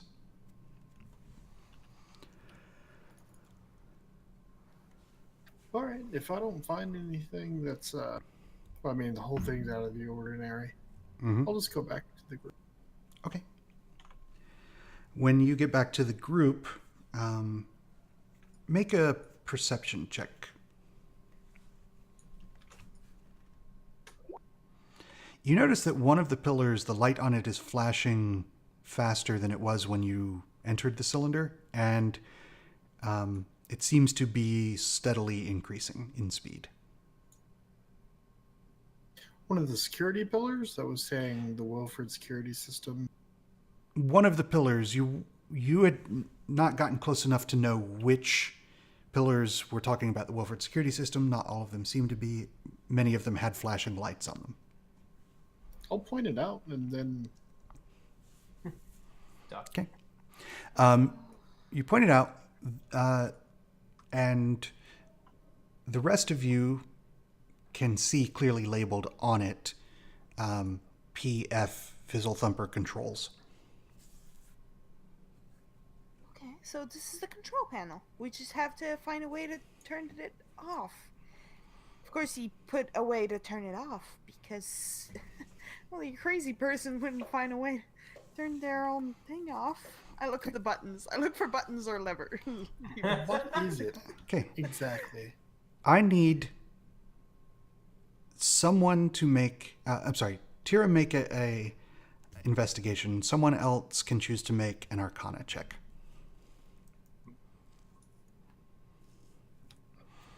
Tony, you want that? So what was the second roll? Arcana. I can do Arcana. Excellent. I hope you can. So you, given the notes that you found, you look at this device and you don't think there's a way to turn it off. You do figure out, with Elric's help, a way to change it so that the glass plate on the front seems to be some kind of minor illusion, and it shows you a map of the island with that ring of dots around the port. Only many of the dots are gone, are dark.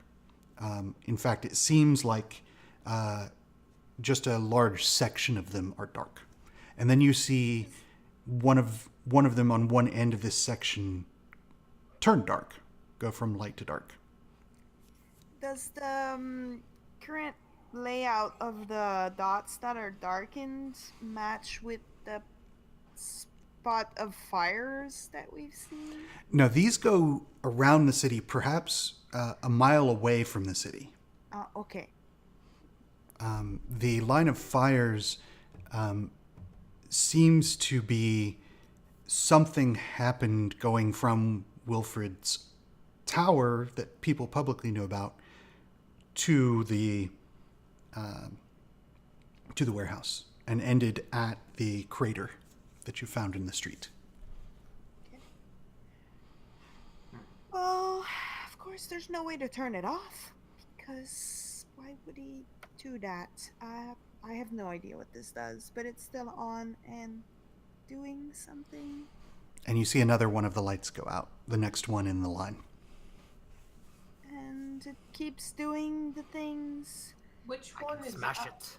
Which one is I us? don't think it's gonna How far- help. I don't know, I'm starting to wonder if we should not try to take as much of his research as we can find and maybe just leave. Did we look in the pool? Not in the pool, no. And then Okay, I'll go Jake, over and look into it. Okay. Is it water? it is water. Jacob, you were asking something. Well, I wanted to see if I could discern, like, on the map, if there was a dot that looked like it was where we. No, the dots are around the port, outside the port, about a mile away, making almost a circle around the port that is cut off by the water. Oh. He mentioned something in his note. He said he shouldn't have turned it on. And then Gum Gum said to go with her, so maybe this whole place is about to get destroyed because of this. As you're talking, Device. another one of the dots goes out, and the rest of the dots turn from white to red. We should maybe go. We should. Yeah, Let's, okay, I'm gonna go on this side of the table. Let's just put as many papers as we can in the bag and just leave. Yeah. I'll just start stuffing some of Wilfred's notes, just in Okay. case they end up being useful. Could I just ask the pillar what the current procedure is? What do you say? Report functionality? You see the glass section of the pillar go dark. The map disappears, and words in common appear. Says functionality disrupted at source. maybe locate source.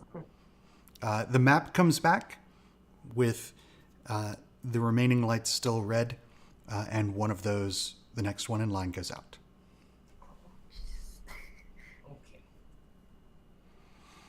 Okay. Somebody make an intelligence check, just a straight Does it look intelligence. Something is creating a path of light destroying. Yes, I'll make an intelligence check. that you can have. Yes, it looks like these are the lights are disappearing in order. The lights represent As we something as you speak. Like something is moving. Okay, so this is a map of the city. Correct. Hang on, Yes. I will move you to the map of the city. I'm just trying to You see can if watch I it in figure real out- time. No, I don't have that because this map is I not just big wanna see enough. if I can figure out where the next handful are going to be, and if we can head off the destruction by being there. Okay, make an intelligence check. I will give you advantage. Does one of the dots correlate to the crater outside, or did we already establish that? You already established the dots are circling the city about a mile outside the city. Nothing inside the city would be one of these dots. Oh, yeah, the horseshoe in the bay.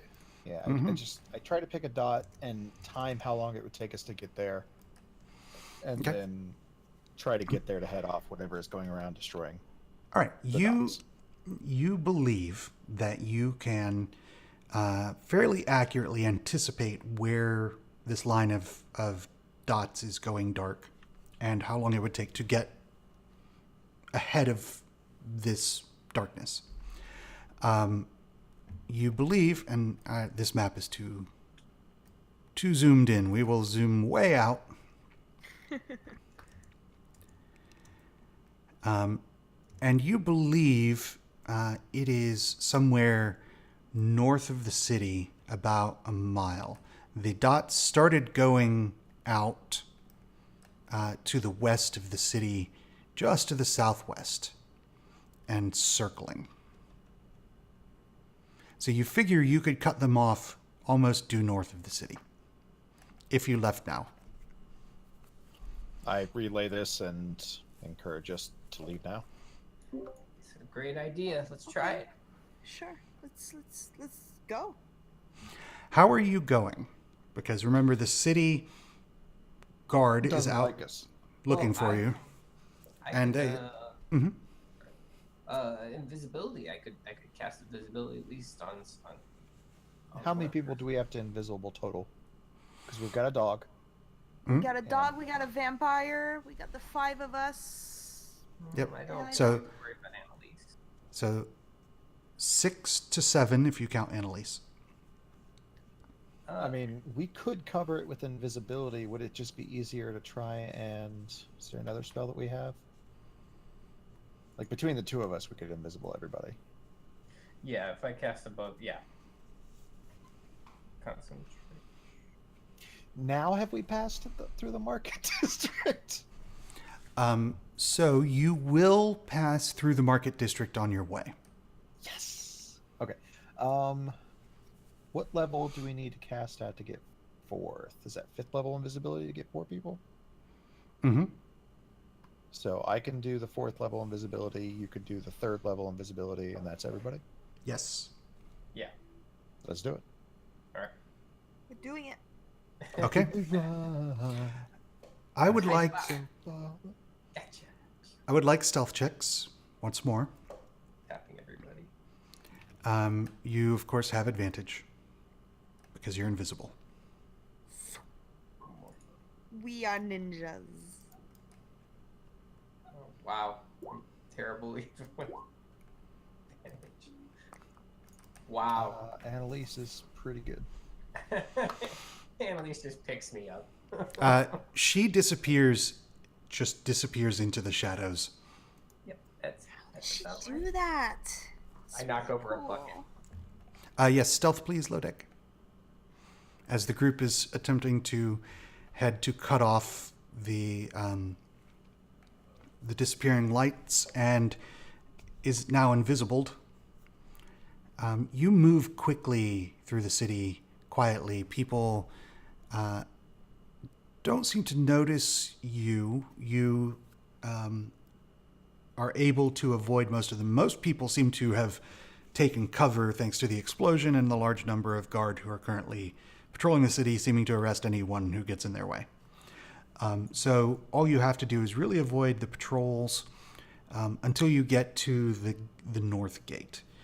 Now, Elric, did you want to stop at the sculptors? I would like to try and run in there and see if the statue is done and grab it. Okay, make a quick perception check as you duck in, as you look around. You see you do see the proprietor. She seems to be working on something. That's pretty good. You find a shelf behind her where you find the carved ivory statue of you that you requested. Next to it are 5 smaller ones that are identical. They seem to be carved out of some other material. It's difficult to tell exactly what it is. And they seem to have... they're lying on their backs, whereas the one that you had requested is standing.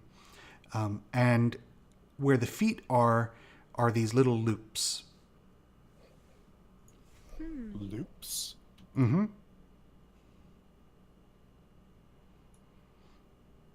Are these earrings of me? Like, I'm not... No. You can make an insight check. Yeah, why not? I really want to know what those are too. You're not certain. It's difficult to tell. They are about 4 inches tall, and then rather than a little plinth or base for where the feet would be, so it could stand upright, attached to the feet are these little rings. Almost like... So the rings are like flat if you stand it up. No, the ring...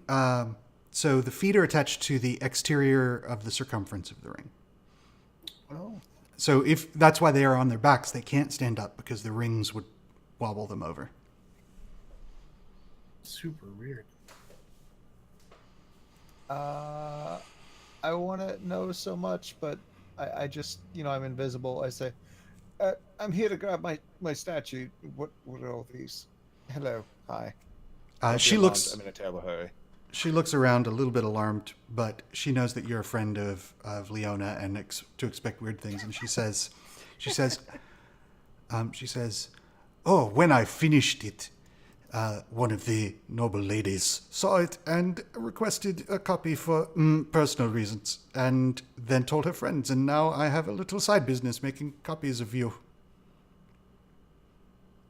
Personal reasons? Did they see a statue by the river by chance? Are they enchanted to vibrate? Well, the gnome, he gives me little devices to put inside. I approve. You do wonderful work, my dear. I feel like that's a breach of like. When you, she says, when you're not in such a hurry, come back. I will give you your cut. Yeah, there we go. There we go. Grab my full-size statue and leave. Okay. The rest of you all go invisibly up to the north gate. Now, remember, the north gate has a series of little elevators and a large set of stairs that lead up to it. Take the stairs. Oh god, this is gonna take forever. Are we gonna make it if we take the stairs? So, Elric, with that intelligence check previously, did factor in travel time. So, you think as long as you aren't delayed. Yes, yeah, I mean, as long as I don't think that I killed too much time by running into the shop, then I'll say we take the stairs. And Okay. why are you complaining? You can just fly the entire thing. I could fly, but I only have it once per day, so I need to choose. Is it only once per day? I believe so, yes. Let me double check. It just says you can do the thing. And, item. Does it just say that I can do the thing? It is. Oh, you are right. I don't even need to worry about it. That's amazing. Yeah, I wouldn't take the stairs, especially since Okay. we're invisible. Mm-hmm. I would probably fly, actually. Maybe even the whole way. Okay, you fly. The rest of you take the stairs. There are 780 odd stairs. So when you get to the top, you are all, your calves are burning. You are all out of breath. I would like, from the non-flyers, a round of stealth checks, please. We're doing the Torgazelle dance.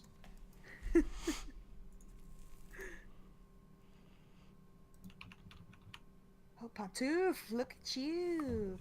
Or, well, I mean, try to look, but you can't see. 'Cause he's...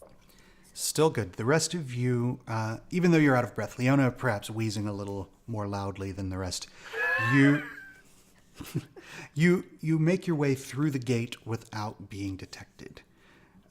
The rest of the way is through farmland, so you're able to avoid people altogether. When you arrive in the area that Elric had determined, you do see several pillars similar to the one that was in Wilfred's workshop. These are placed just in the ground, and they have lights on them that are blinking faster and faster.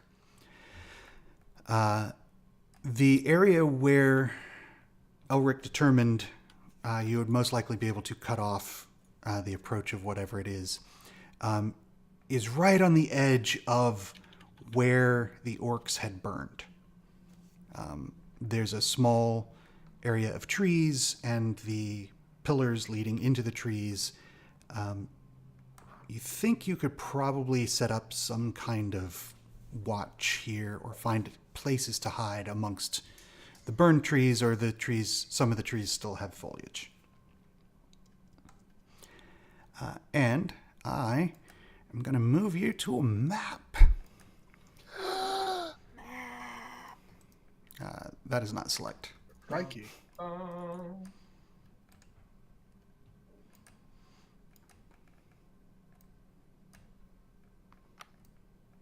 We can see what Wilfred has done. What have you done, Wilfred? What have you done? I'm sure it was done in the defense of the city. Yes. Some sort of barrier to prevent the mudslide orcs. Hopefully that's all this is. And not, something that doesn't work quite as well.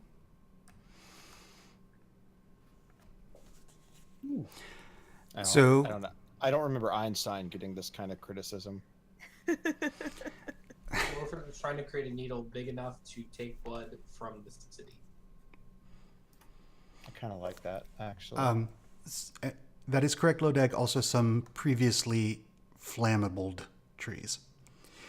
So you arrive in the area. You think you are a couple of minutes ahead of whatever this is that seems to be approaching. It would likely be approaching from the west. From here, then. Jacob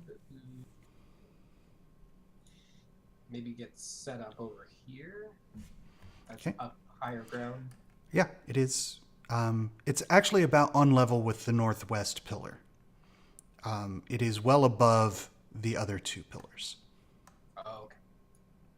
Yeah, Tira will fly up and be about, I'd say, 30 feet above the ground around here.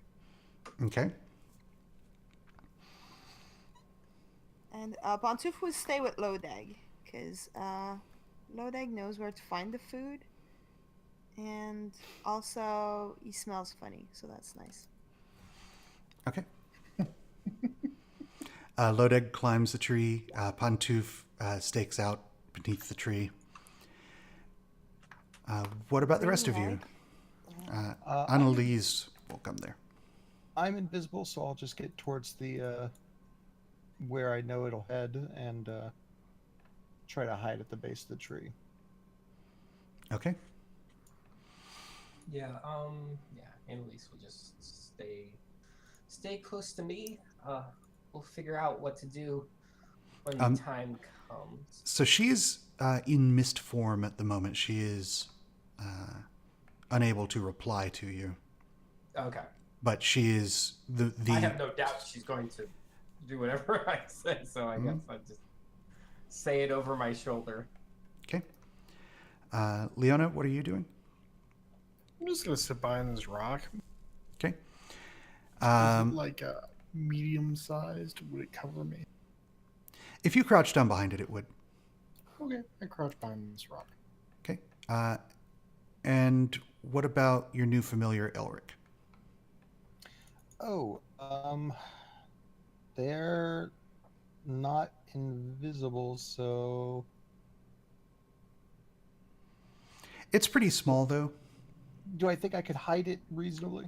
Yeah, it could very easily just stay up within the branches of this burned out tree near you and probably not be visible, except that it's bright pink. I put some leaves, some twigs inside its little umbrella. Mhm. And, like, so it can just hold it towards the ground, like line of sight. Yeah, it bobs near you disconsolately. You get the idea that it likes to be neat and pretty. I just look at it once and I say, "You're still beautiful." Its eyes blink and it turns a deeper shade of pink. I give it like the most painful smile to those that I think are watching through it. And I enjoy treating you well. It grins at you and comes up and gives you a little bump and a little stroke with one of its eye stalks. Oh, that's so slimy. It is just wow. That's thicker than syrup. So I would like perception checks, please, from whoever would like to perceive. I perceive from up high. I Maybe I perceive see from it down coming. low. All right. Tira, you can see light in the distance from a couple of these other pillars, and it starts to blink out. One. Almost a minute later, another one. Boop. I see nothing that seems to cause it. It just stops. So all you can see is that there is light coming, because these are further away. You can't see exactly what's happening. Lodeg and Leona, you start to feel an odd vibration in the ground. And as you do, The whole place is filled with Elric statues. yeah. Tira, you see this furthest north pillar sink down into the ground as a sinkhole opens beneath it. Okay, something happened. The pillar's gone. Does anything seem to come out of it? You're flying up high enough you can see there is some movement in the hole, and then the movement is gone. Elric, now How big was the hole? it is on the map. To the north. Oh, okay. I'm gonna reposition then, if that's okay. Well, we are... No.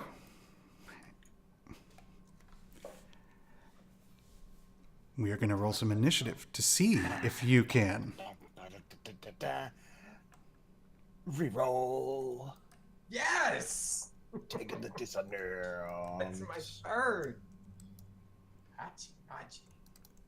Yeah, what did you do? I don't know. I've been eating my peanut butter. I think it's helping.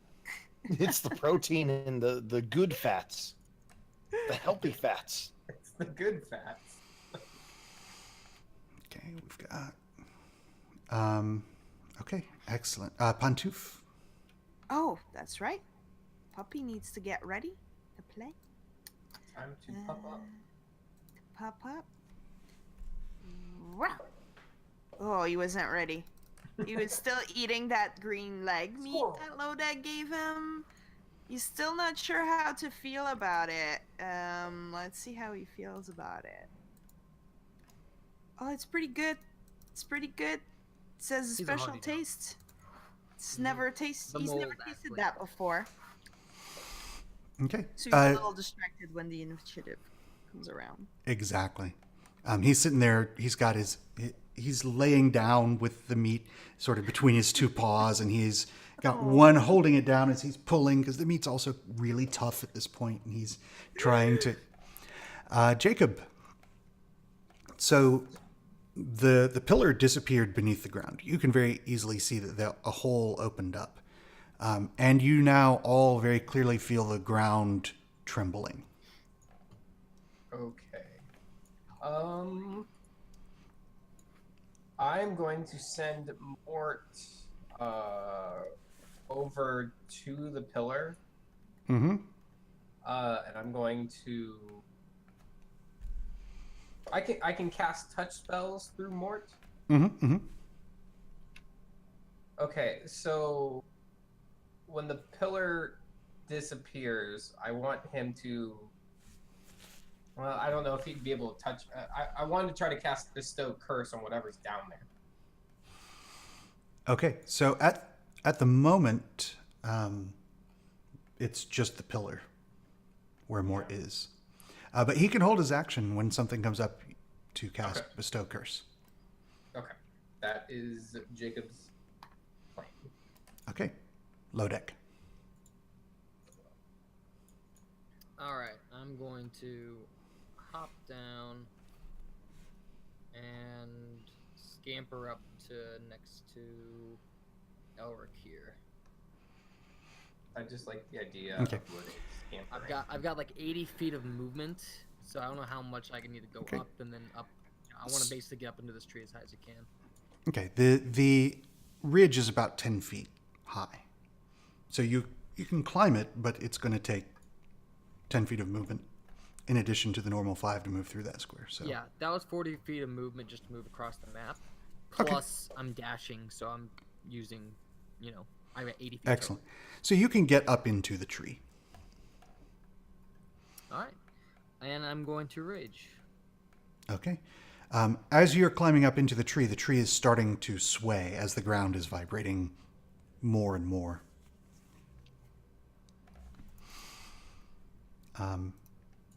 Leona. I was just gonna move on top of the thing and then prepare Okay. for death. I'll take the dodge action. Excellent. Tira. Tira will, still flying 30 feet above the ground, just come and fly over the situation, and she'll draw an arrow and point it down. She's seen something move in the hole there, Mm-hmm. and looked big. It doesn't feel good to see what it does, so she's probably gonna hold her action to shoot it once she Okay. gets a clear shot. Elric is muted. So, yeah. I am going to cast a spell as a bonus action. Mm-hmm. It'll look like, I was going to do Shadow Blade, but let's cast Tensor's Transformation. Wow. It's actually weaker, but it's, Yeah.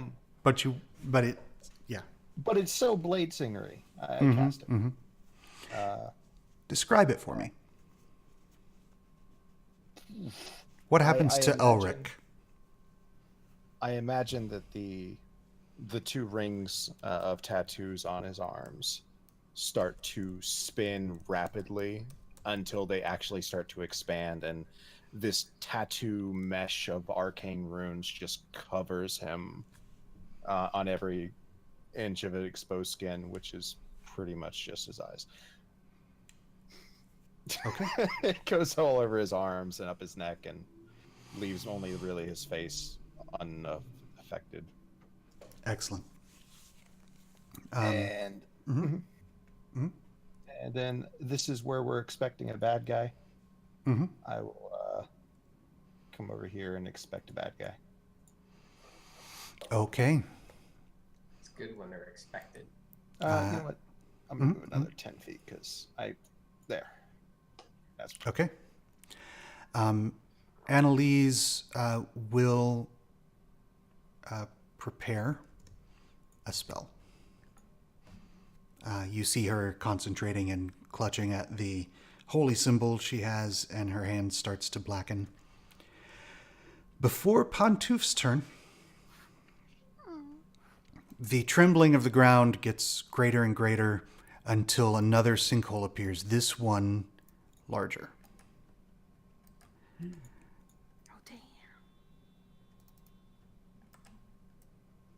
damn. And I need Elric and Leona to make dexterity saves. Okay. You manage to just barely not fall in, Leona.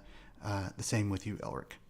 As the ground falls away beneath you, you step just back and do not fall into the hole, as emerging from it is a giant worm-like purple creature.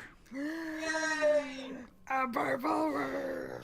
I was hoping for this. I am a bad person. On either side of it, two smaller purple worm-like creatures appear. Oh, damn. Are you gonna die? I add an action prepared to shoot a thing.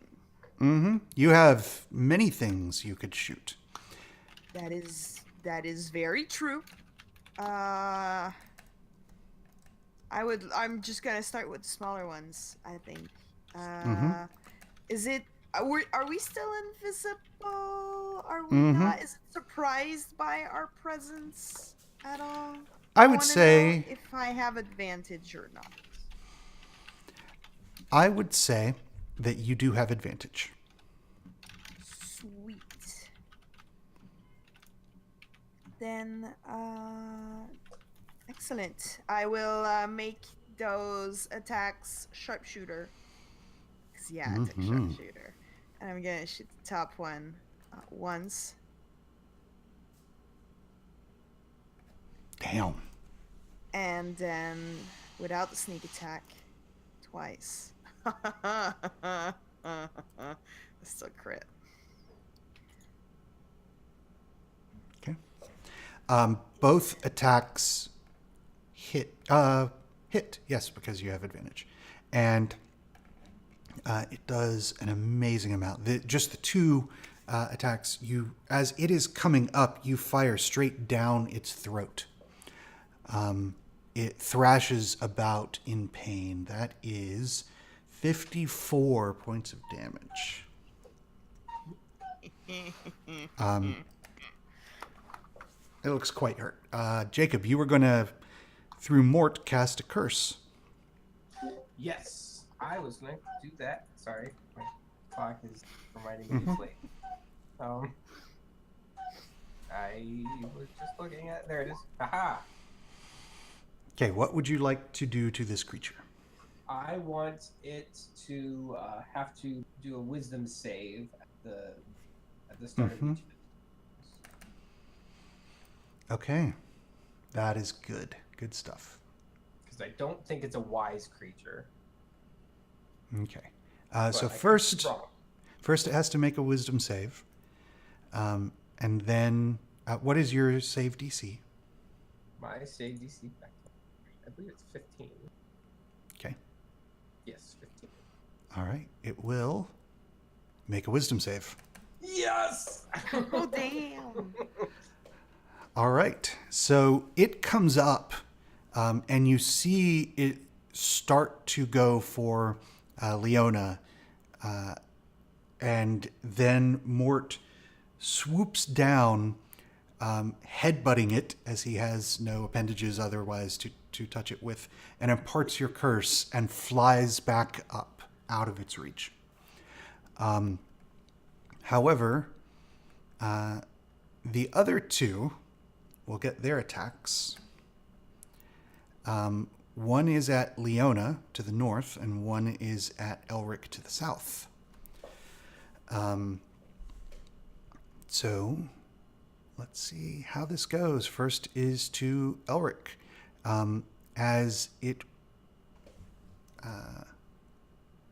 To Elric. As it comes up and seeing you, it attempts to wrap itself around you. But you dance out of the way. Sorry. It's not what I wanted. It's okay. The other one, coming for Leona, rather than attempting to constrict her because she is a little far away from it, will instead begin to turn around and burrow back down, revealing its tail, which it will attempt to sting you with, as there's a long needle-like appendage at the end of its tail. But a 13 likewise does not hit. That was their turns. It is Pantouf's turn. He's done his snack now. It's all good. He's okay. He's gonna save the day. He's gonna come over here because he can reach it, and he's gonna get this new snack. He's gonna bite this giant thing. Looks like a soft bone. Just gonna go for it. He's gonna rock. He will bite. 17.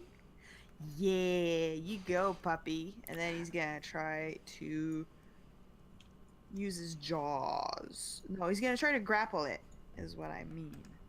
Okay. These smaller ones seem to not have the heavy skin-like armor plates that the larger one has. So they do seem easier to bite. Okay, he will make a grapple. Yep. It will attempt to get out of the grapple. And it sort of writhes and flings him back. He's not hurt or moved, but he's not able to maintain a hold on it with his bite. There's not a lot of holds there. He's gonna try again next time. All right. Jacob. Okay, Jacob feeling pretty good about that curse. Is going to try to.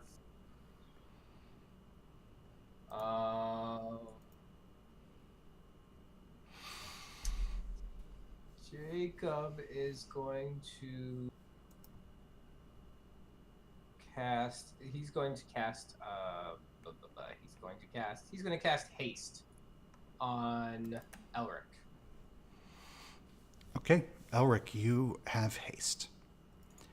I'm so fast. Oh, hang on. Wait. The yeah, curse. It's about concentration. Oh, curse is so- concentration. Mhm. Oh. I'm so I'm not so dumb. fast. Okay. I'm not casting haste, so you are Mhm, just a not quick person. I will instead cast Ray of Enfeeblement then on one of the smaller ones, probably the one that is less hurt. So we got this guy doing that. That's our. Feeblement? I don't think so. Ray of Enfeeblement is also concentration. Oh, damn. Yes. Mm-hmm. Why I picked so many stupid things? I'm sorry. Okay.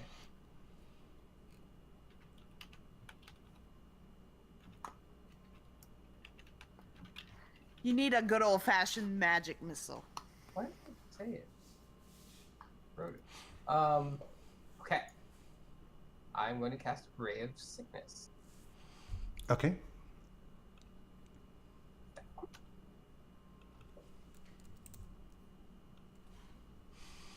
Okay, excellent. 25, yeah, that'll hit. It takes... Roll 2d8 for me. Can do.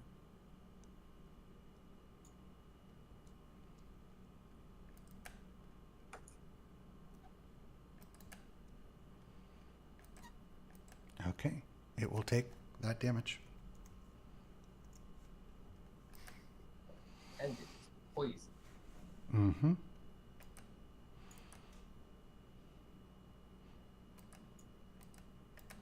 Okay.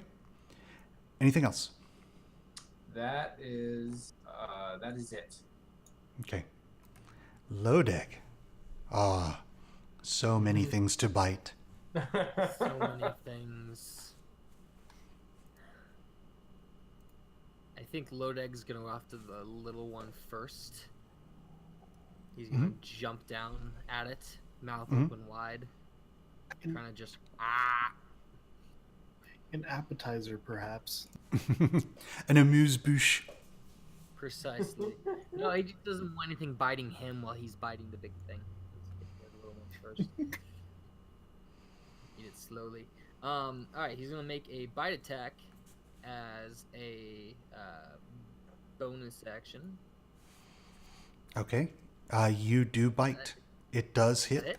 Mm-hmm. Okay, and by the way, this is recklessly. I forgot to mention.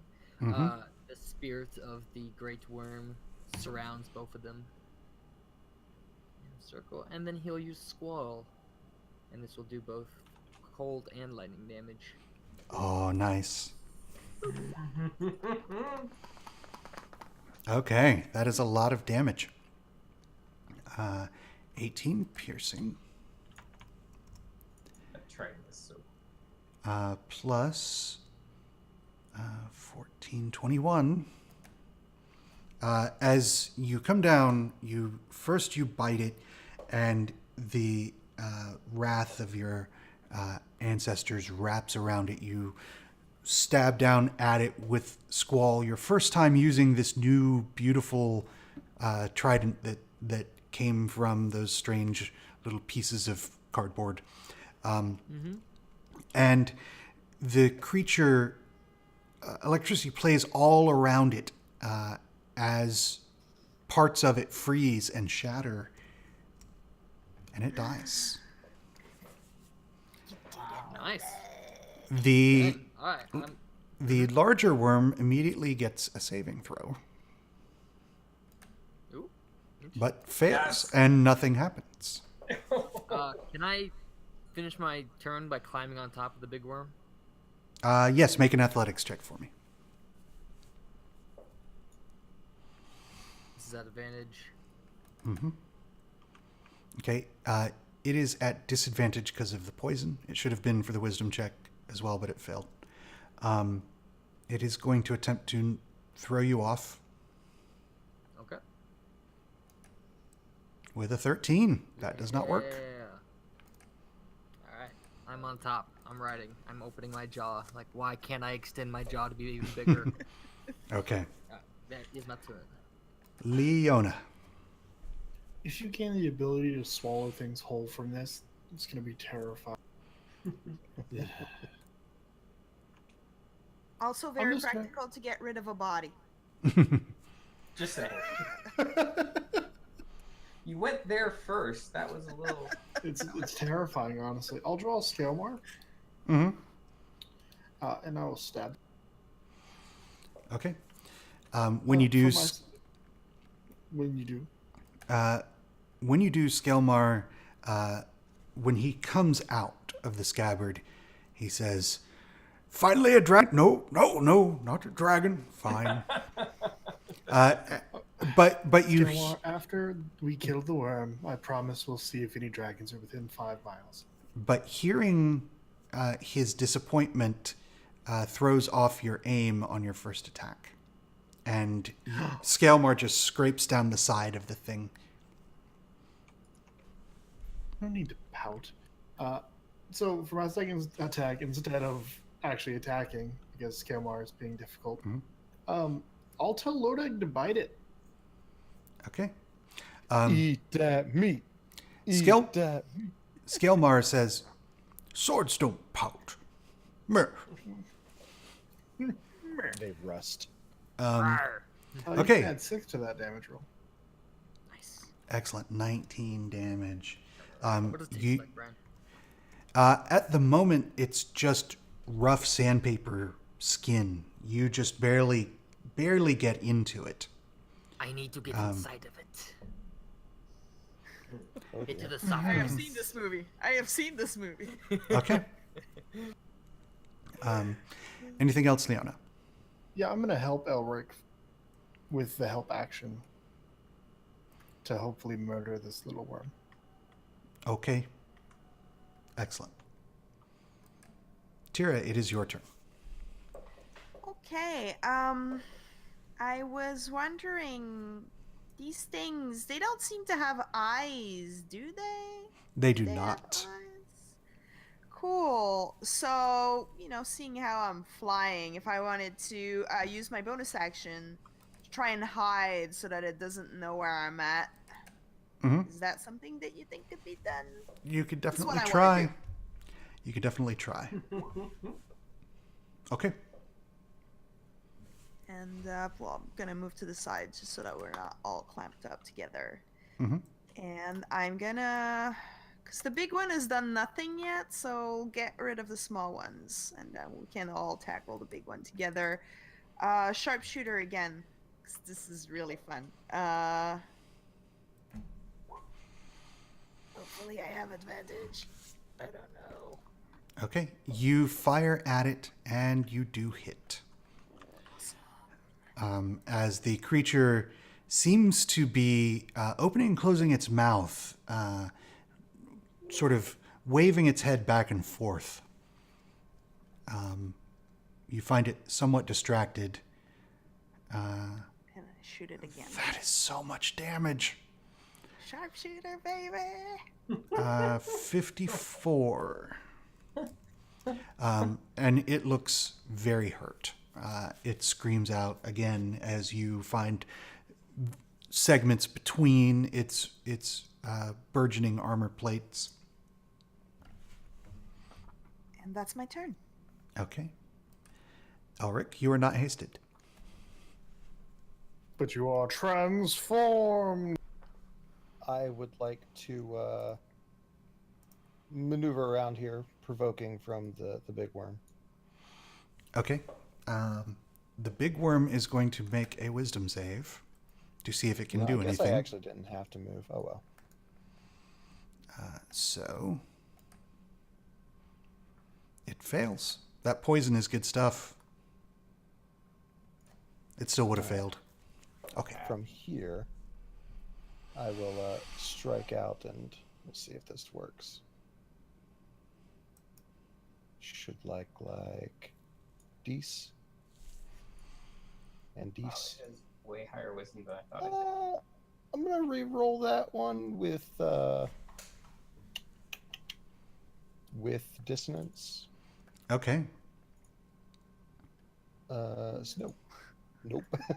Nope. So both hit. Oh, cool.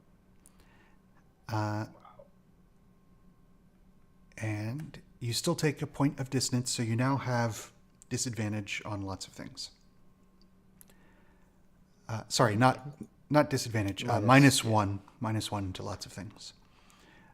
Okay, so 23 and 19, 42. And I imagine under the effects of Tensor's transformation that my sword, which normally has this sort of vibrating tuning fork sound to it, now just is this cacophony orchestra. Yes, an untuned orchestra, thanks to the dissonance that you just took. That's gonna be my turn. Okay. Annalise, on her turn, is going to do exactly what Jacob did and cast Ray of Sickness. She casts it at the large one, and it just hits and seems to splash off. She looks very angry at her miss. But that is her turn. You'll get it next time. Okay, it is the creature's turns. This one is going to attempt a wisdom save. It still has disadvantage because it is still poisoned. So that is a terrible.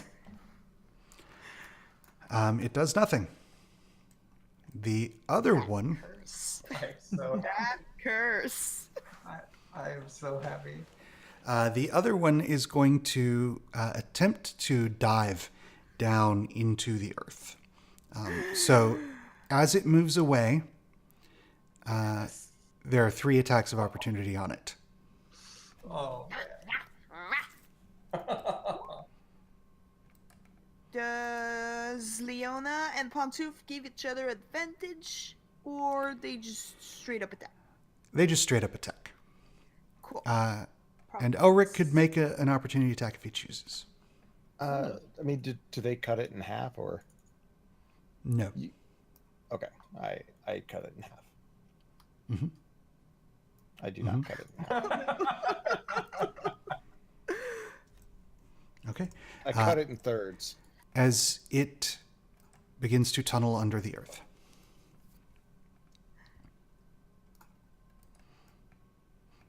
It is Pontouf's turn.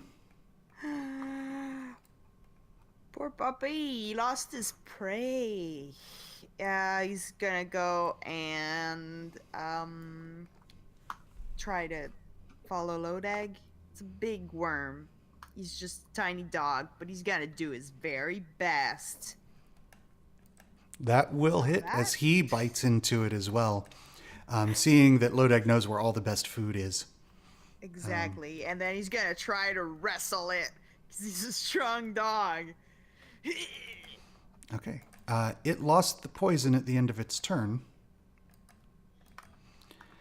So it will likewise make an athletics check.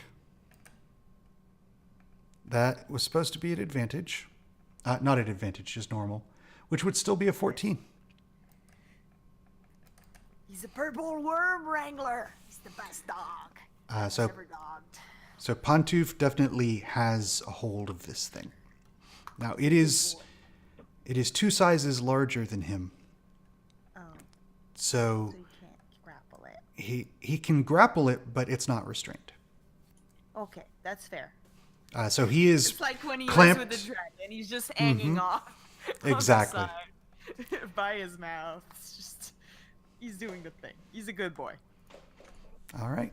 Jacob, it is your turn. You feel the ground trembling around you again. Closer to me. Mm-hmm. Oh boy. At least I think we have company. And then Jacob I guess will move himself.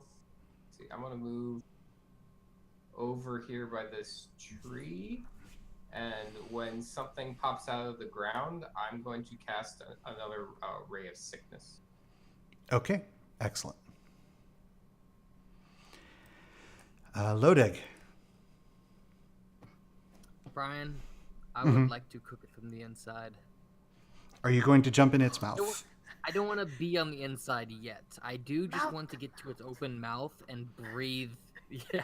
Oh! Breathe down it. Oh! Mouth to mouth of fire. So you, with Gross. your lizard man claws, dig in and find purchase on its armor plating as you climb up towards its mouth, where it is in some kind of daze or stupor. It is not doing much at the moment. It seems to keep trying to shake it off, but it doesn't. You get up to its mouth, and its mouth is partly open, but you just pry its mouth wide open, lean over, open Stick your my head between own. its teeth. Exactly, and you exhale. Good God. Okay. Sorry, Brian. This is amazing, though. Because you have, because you're breathing into its open mouth, I'm going to give it disadvantage on this saving throw. Okay. It probably is pretty good. Yeah. Dexterity? No. Oh boy. Oh, Dex. I thought it was Con. Oh You're my right. It's Dex. goodness. Yeah, yours is con because your mouth is not Yeah. set up. I have for this. advantage thanks to the Gambison and resistance to fire damage. So that Mhm. is, let's see, 70. I'll figure it out. An 8, Yeah.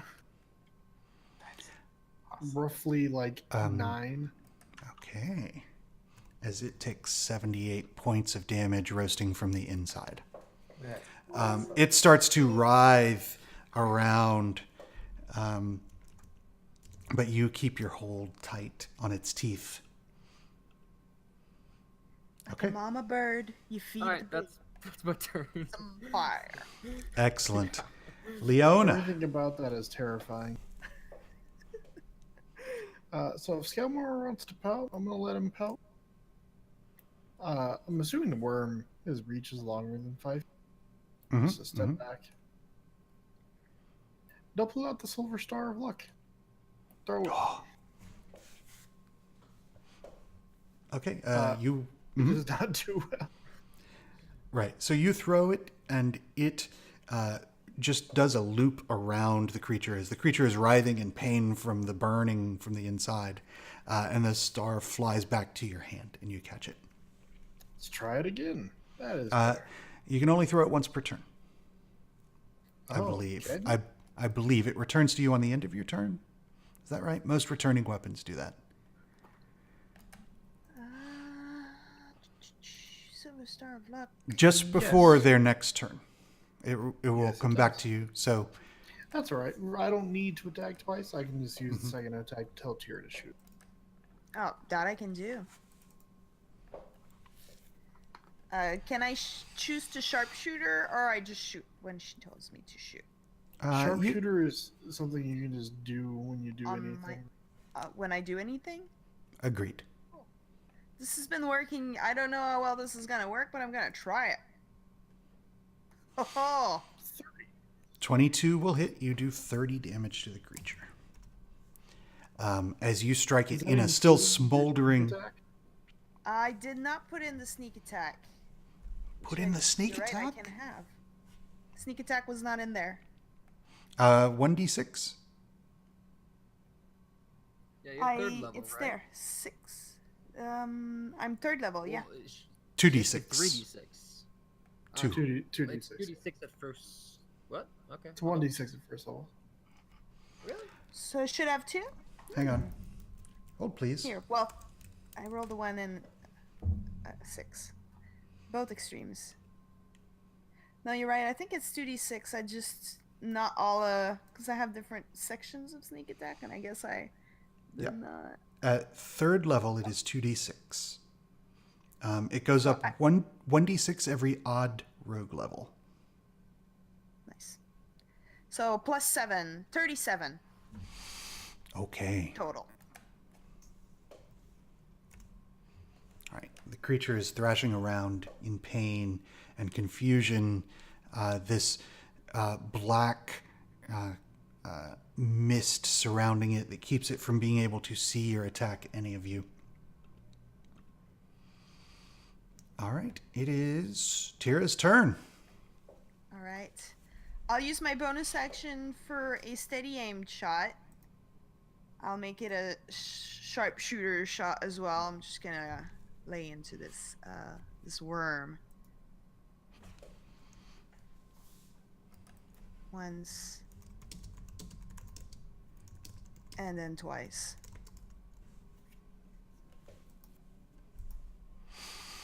Okay. Oh, wow. Both hit. You just have so many modifiers. I know. Okay. A lot of things going on here. 34, 50, 61 points of damage. 5 + 2 + 15.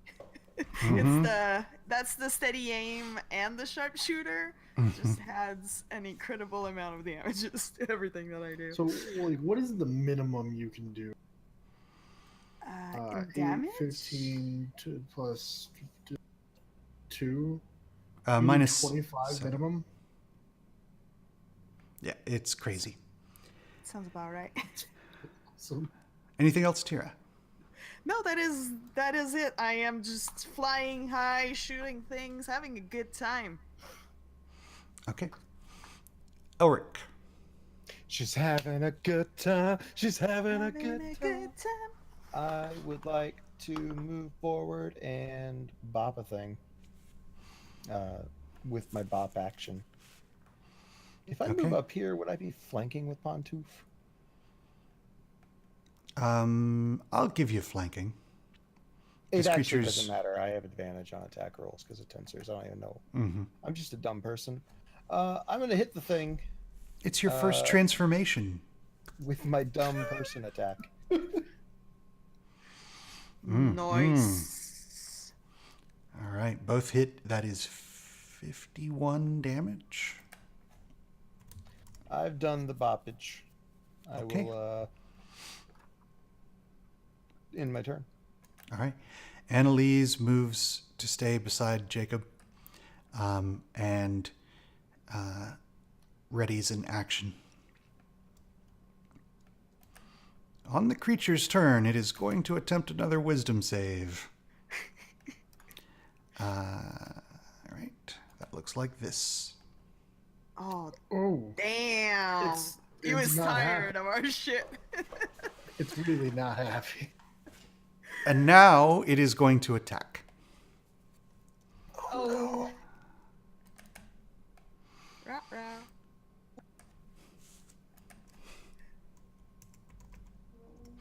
All right. So, first, it is going to attempt to bite. And since Lodeg is right by its mouth, it is going to just...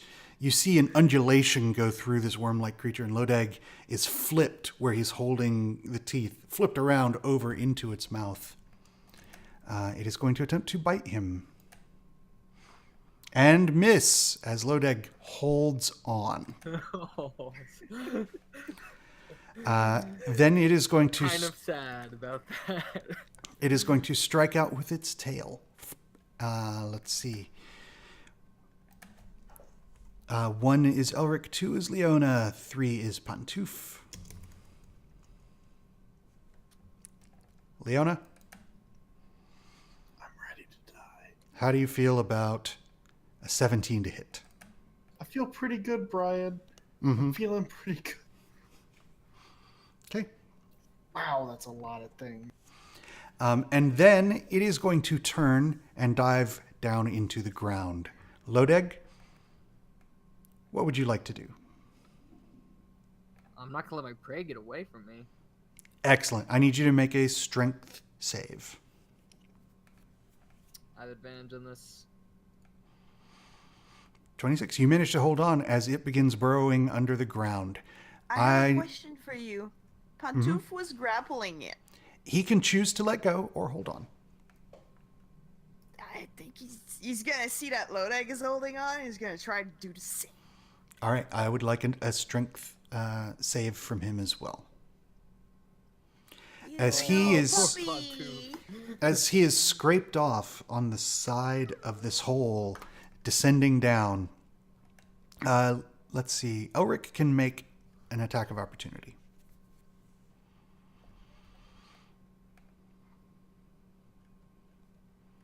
That will hit. Leon, have you Minus- hit at all? Yeah. Twice. Alright, I gotta remember to tell you to add +3 to all your damage rolls when you're within 30 feet of me. Okay. I don't think... It's while you're raging, right? Yeah, while I'm raging. I don't think Elric gets that. Is it melee attacks that use strength? Yeah, let me double check. I think it's strength, though. Pantouf takes 8 points of damage as he is scraped along the side of this wall, and he falls down into this deep hole. Poor puppy, no. Oh, it's just melee weapon attack, so Elric gets it as well. Okay, well, we'll remember it for next time, for the next Yeah, hits. don't worry about it Now, Jacob, you feel the ground give way beneath your feet. I would like you to make a dexterity saving throw. I forgot they sense with tremors. And my dexterity is really, really on point. Okay, and Annalise will make a dex save. Okay. The two of you both just step aside as this creature comes up through the ground. You have held actions. Yes. Ray of sickness. Oh. Which will miss. Arnold. Annalise, ducking under the ray that comes shooting past her, will make a single swipe at it. Nice. She is not going to do any damage to it, though, as she is going to grab it and start pulling it out of the hole away from Jacob. Like a scolding mother. She does not fuck around. I can't believe I took that. All right. I had to that miss work for this. is their turns. Pantouf is down in a hole, about 30 feet down. Down in a hole. He's gonna start by regenning a bit at the start of his turn, because he's a good boy. Then he's going to sniff around. Where did the prey go? Where's Lodeg? Lodeg has all the best food. Which direction did they end up? Well, there's a tunnel you Okay. can follow, right? He could follow it down the tunnel. He's just a dog. He's gonna do that. Okay. What's his movement Just speed? a boy. He has 30 feet of movement. He can catch up to the tail end of it. Nice. He's gonna bite it. Ah. Okay. He will bite it, and that will hit. And then he tries to hold on again. Okay. It will throw him off as it is moving quickly through this earth, throwing dust and dirt in his face. He has trouble holding on with his bite. Add an extra 3 Not the damage. turd, though. Good I boy. will add an extra 3 damage. Yeah. Jacob, it is your turn. Annalise, are we going to interrogate it? What are we doing with it? She says, as she holds its head still in her hands, she says, "Kill it, please." Oh, okay. I'll take I'll take my knife out and do a green flame blade on it. Okay. You move closer. You will have advantage. So roll another d20, just a d20. Okay. I can do that. You hit, and it had 1 hit point left. So Jacob feels good getting a melee kill. it will die to Jacob's melee kill. And when you kill it, she just sort of absently tosses it aside and starts looking around for the other one. We should find it. Yeah. Let's see. I moved. How much movement would it take to have gotten where I am? About 10 feet, I think. About 10 So you feet. probably Okay. have 20 feet of movement left. Maybe here. You get to. Okay.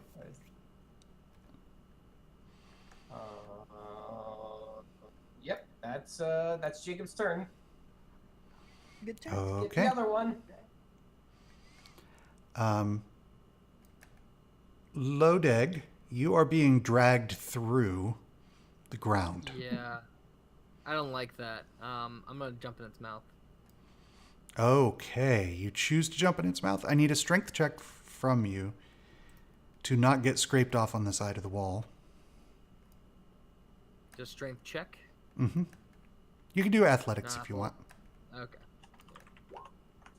17. Okay.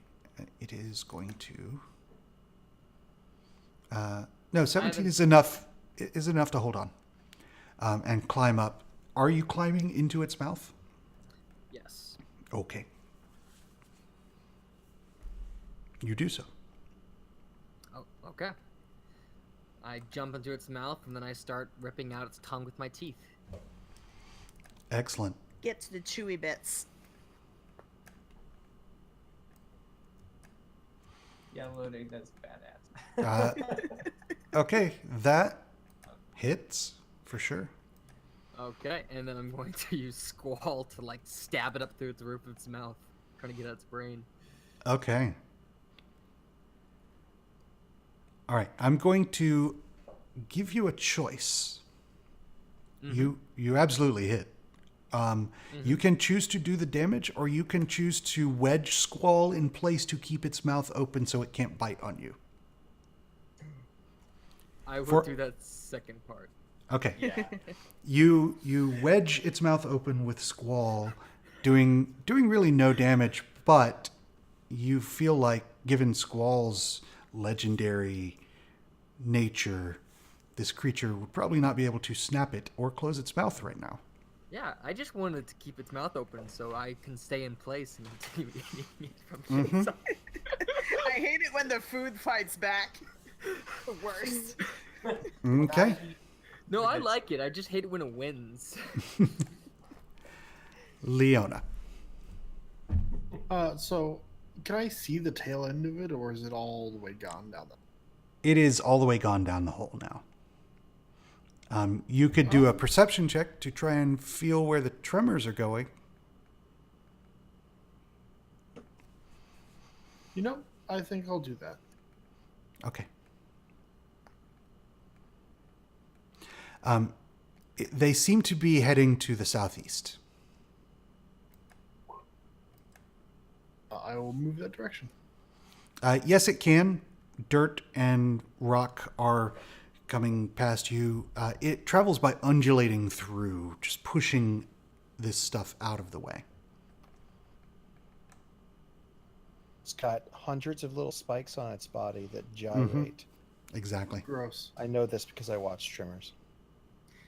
Was that an action, Brian? That was an action. Sounds good. Probably not for the moment, Lodeg. Its mouth is large enough that the earth is traveling past you. Yeah. Tira? Yeah, I lost track of it. Hopefully my dog is okay. He's a good boy. I trust in him. I'll fly to get ready. Fly over, yeah, all the way over here, and have a shot. Have an action prepared, so that I can surprise whenever it comes out of there and take a shot at it. Mm-hmm. And until then, it doesn't really make a whole lot of sense. I'm doing it anyways. I can't use my bonus action either way. I will hide. Okay. In the air. You try and stay as still as possible in the air, trying to make as little noise as possible. Elric?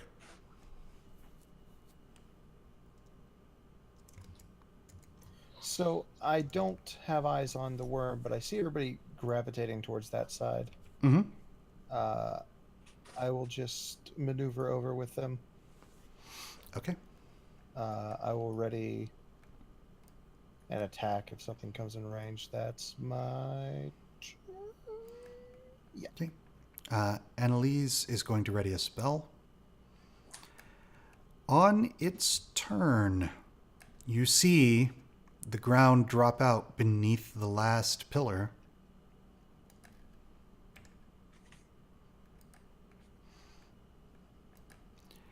As the creature appears, you see its mouth is propped open, and as it is waving around, you see Lodeg inside. Lodeg, I need you to make a strength save. All right.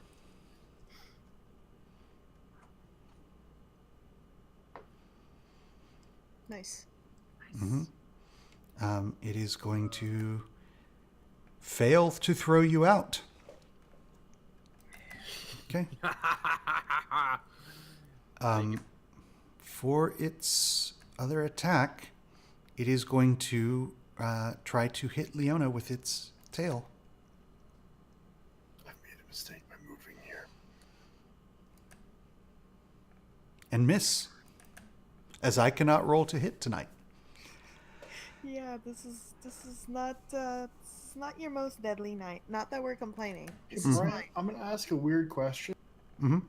Why does it have a -5 in its to hit modifier? Well, It should that changes not. things. It should not. It should be plus. Just a straight 5 plus. I'm looking at Annalise's sheet. 5 plus 9 to hit. It's not that. Mm-hmm. No wonder it only had a +9 to hit when I first looked at it. Mm-hmm. That's wrong. So, All right, let's see who else took damage. yeah, that should be 16. 16 will still miss. Okay. The first time it attacked me with its tail, it would have hit, and I would have just shielded it. If that Okay. makes you feel better. That makes me feel better. But Tira and Annalise both had held actions. Lodeg is in its mouth too, so I'm Mhm. gonna count at least one sneak attack on this. They're sharpshooter, by the way. Oh, not my best roll. A 14 probably will not hit. It will not. Try this again. An 11 will not hit. I guess I did not have the hide thing, or maybe it just missed because of the thing. That's fine. You know, I can't hit all the time. Gotta leave some for the others. Annalise is going to...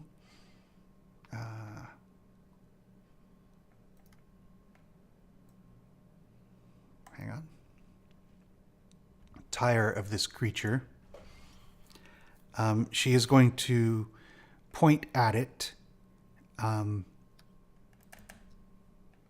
start casting, and then look at Jacob, sigh, move her finger a little to the left. And so I need Lodeg and the worm to make Constitution saving throws. As insects swarm from her open hand, flying just past Leona and swarming around this creature.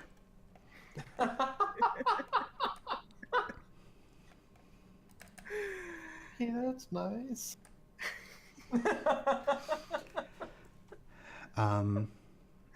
Yep, you take half. You take half damage. So 9. 10 piercing damage. So I saved and I'm resisting because I'm raging. So Okay, excellent. 4 damage. Nice. Wow.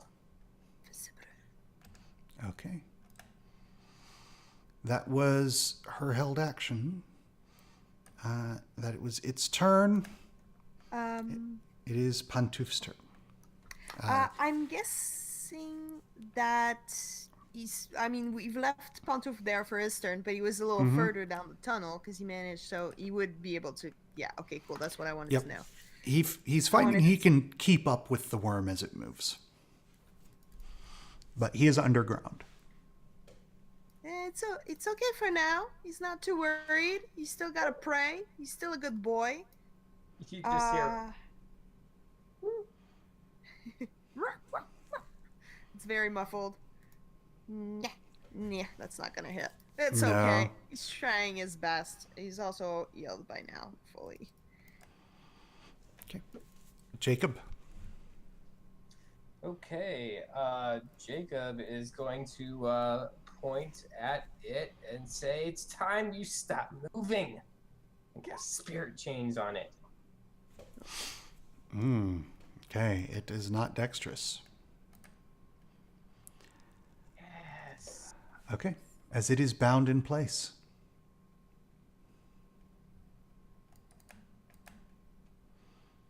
All right. All right. I think that's it. And Jacob Jacob tries to start looping back around as he does a nice little Yui. all right. If Load it it. is restrained, I'll have an advantage on this as I continue just to. You have it. You have advantage because you are literally inside of it. Oh, that'll work. Okay. Yeah. All hits, and it will take some damage. Just eating the soft, chewy insides of its mouth.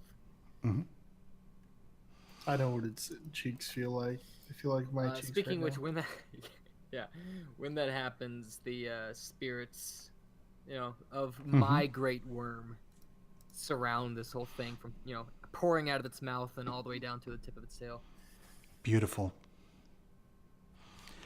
Leona. I'll toss a thing at it. It looks like that. Ooh, nice hit. It will take a lot of damage. It could be blinded, but somehow I don't think it's gonna affect it all that much. Yeah, I don't know. But I seem to notice that Tira's been missing a lot of shots lately, so I'm going to call her out on it and ask her to make another one. All right, fine.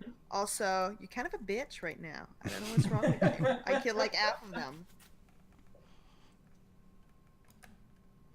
Okay. I did put I hit the another. sharpshooter. I thought I had put the sharpshooter in, but for some reason it did not stick. It did not. So -5 plus 10. And sneak attack. I thought I had put both these things in, but for some reason they are not there, and I look like I don't know what I'm doing. Okay. 32 points of damage. Tira, how do you do this? Excellent. Well, I'm guessing that as it's trashing and Lodeg is eating its tongue, eventually it gets at an angle where I have the perfect shot to the already damaged roof of his mouth, so that I can shoot its brains out. On Leona's signal, of course. What you do, you fire. Leona tells you to shoot. You fire into its mouth at the point where Squall is propping it open. You zero in with your sharpshooter eyes and see this soft patch where Squall has just been wearing away at the roof of its mouth. You release the arrow entering and disappearing into the roof of its mouth. It thrashes one last time, collapsing. Lodeg, make a strength save, please.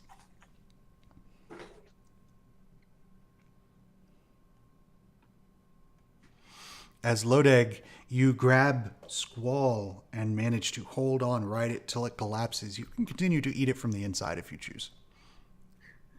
Well, of course. I mean, like, I probably didn't even notice that it was dead, like, or that it was still alive. Let's just be honest. Annalise will dissipate her insects, and that is where we are going to end for tonight. Bravo. We did it. I have Loaded one is so important happy. question before I can let this all go. Mhm. Can Pantouf make his way around the worm and try to beg Lodeg for some food? Oh, sure, yeah. He's sharing and splitting Cool. anything when he wants it. There's enough They're gonna- food here for everybody. They're going to start at opposite ends of the worm and work their way to the middle, much like spaghetti in Lady and the Tramp. No, Only I mean- it's a giant purple worm. I mean, apparently the outside's too tough, which might make some nice armor, by the way. Anyway. But yeah, just hollow it out and try to avoid any poisonous sacs, He's a dog. He just. All right. That is where we will leave off with the feast. Brian, Bravo. I feel your pain, Brian. New stuff. No pain whatsoever. This is a warm-up. Then when the worm did do stuff, it had -5 to its attack. That curse was That was amazing, though. Yes, that was clutch. Oh, man. ah. I don't want to know what it would have done if we hadn't cursed it. Spells suck. By the way, apparently with Bestow Curse, just because they succeed the Wisdom save, it doesn't end the curse. That Yeah. is correct. Yeah, That you is have correct. to lose concentration. There's no way Yeah. other way to lose. Oh. Well, it didn't accomplish anything anyway, so. Yeah, it's true. All right. Well, that was a lot of fun, guys. It It was. It's good to be back. So cool. I'm glad Gum Gum's back. Yes, Gum Gum is alive. We I, get don't know, I think this is just the other Gum Gum. another All Gum of Gum. Tony's gifts just The given. well, this timeline's Gum Gum. I hope she It's remembers impossible to that. tell. All you heard was the audio. And Gum Gum, she doesn't talk. And she used the Terminator line. I mean, come on. That was good. Yeah, that's true. If you're using the Terminator line, clearly you are an android sent from the future. Clearly. Or- past future. Or a freedom fighter from the future. Yeah, there we go. Okay. Also, Elric's mom being just like Elric. And Wilfred's identical twin cousin. Identical cousins. It's just like, yeah, sure. Great. I love that. That's gonna be a gnome thing from now on. Twin cousins.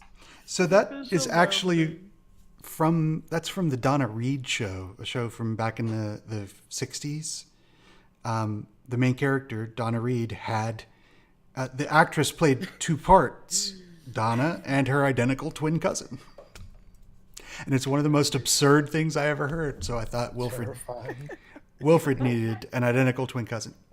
And Winifred is also their identical twin cousin. So just imagine. Wait till you meet her. She has probably the best eyebrows that I've ever eyebrowed. Oh, they're like the elves' eyebrows in World of Warcraft. They're like 18 inches long. I gotta get ready for work. Yep. Thanks for the I gift, gotta. Brian. You're welcome. And have a great weekend, everybody. Take See care. you. Good night. Bye, real quick, Brian. Yeah, nerd. But Brian, I won't Mhm. be here 2 weeks from now. Okay. I'll be here next week, but not the week after. All right. Cool. Tony, there's something I need to talk to you about.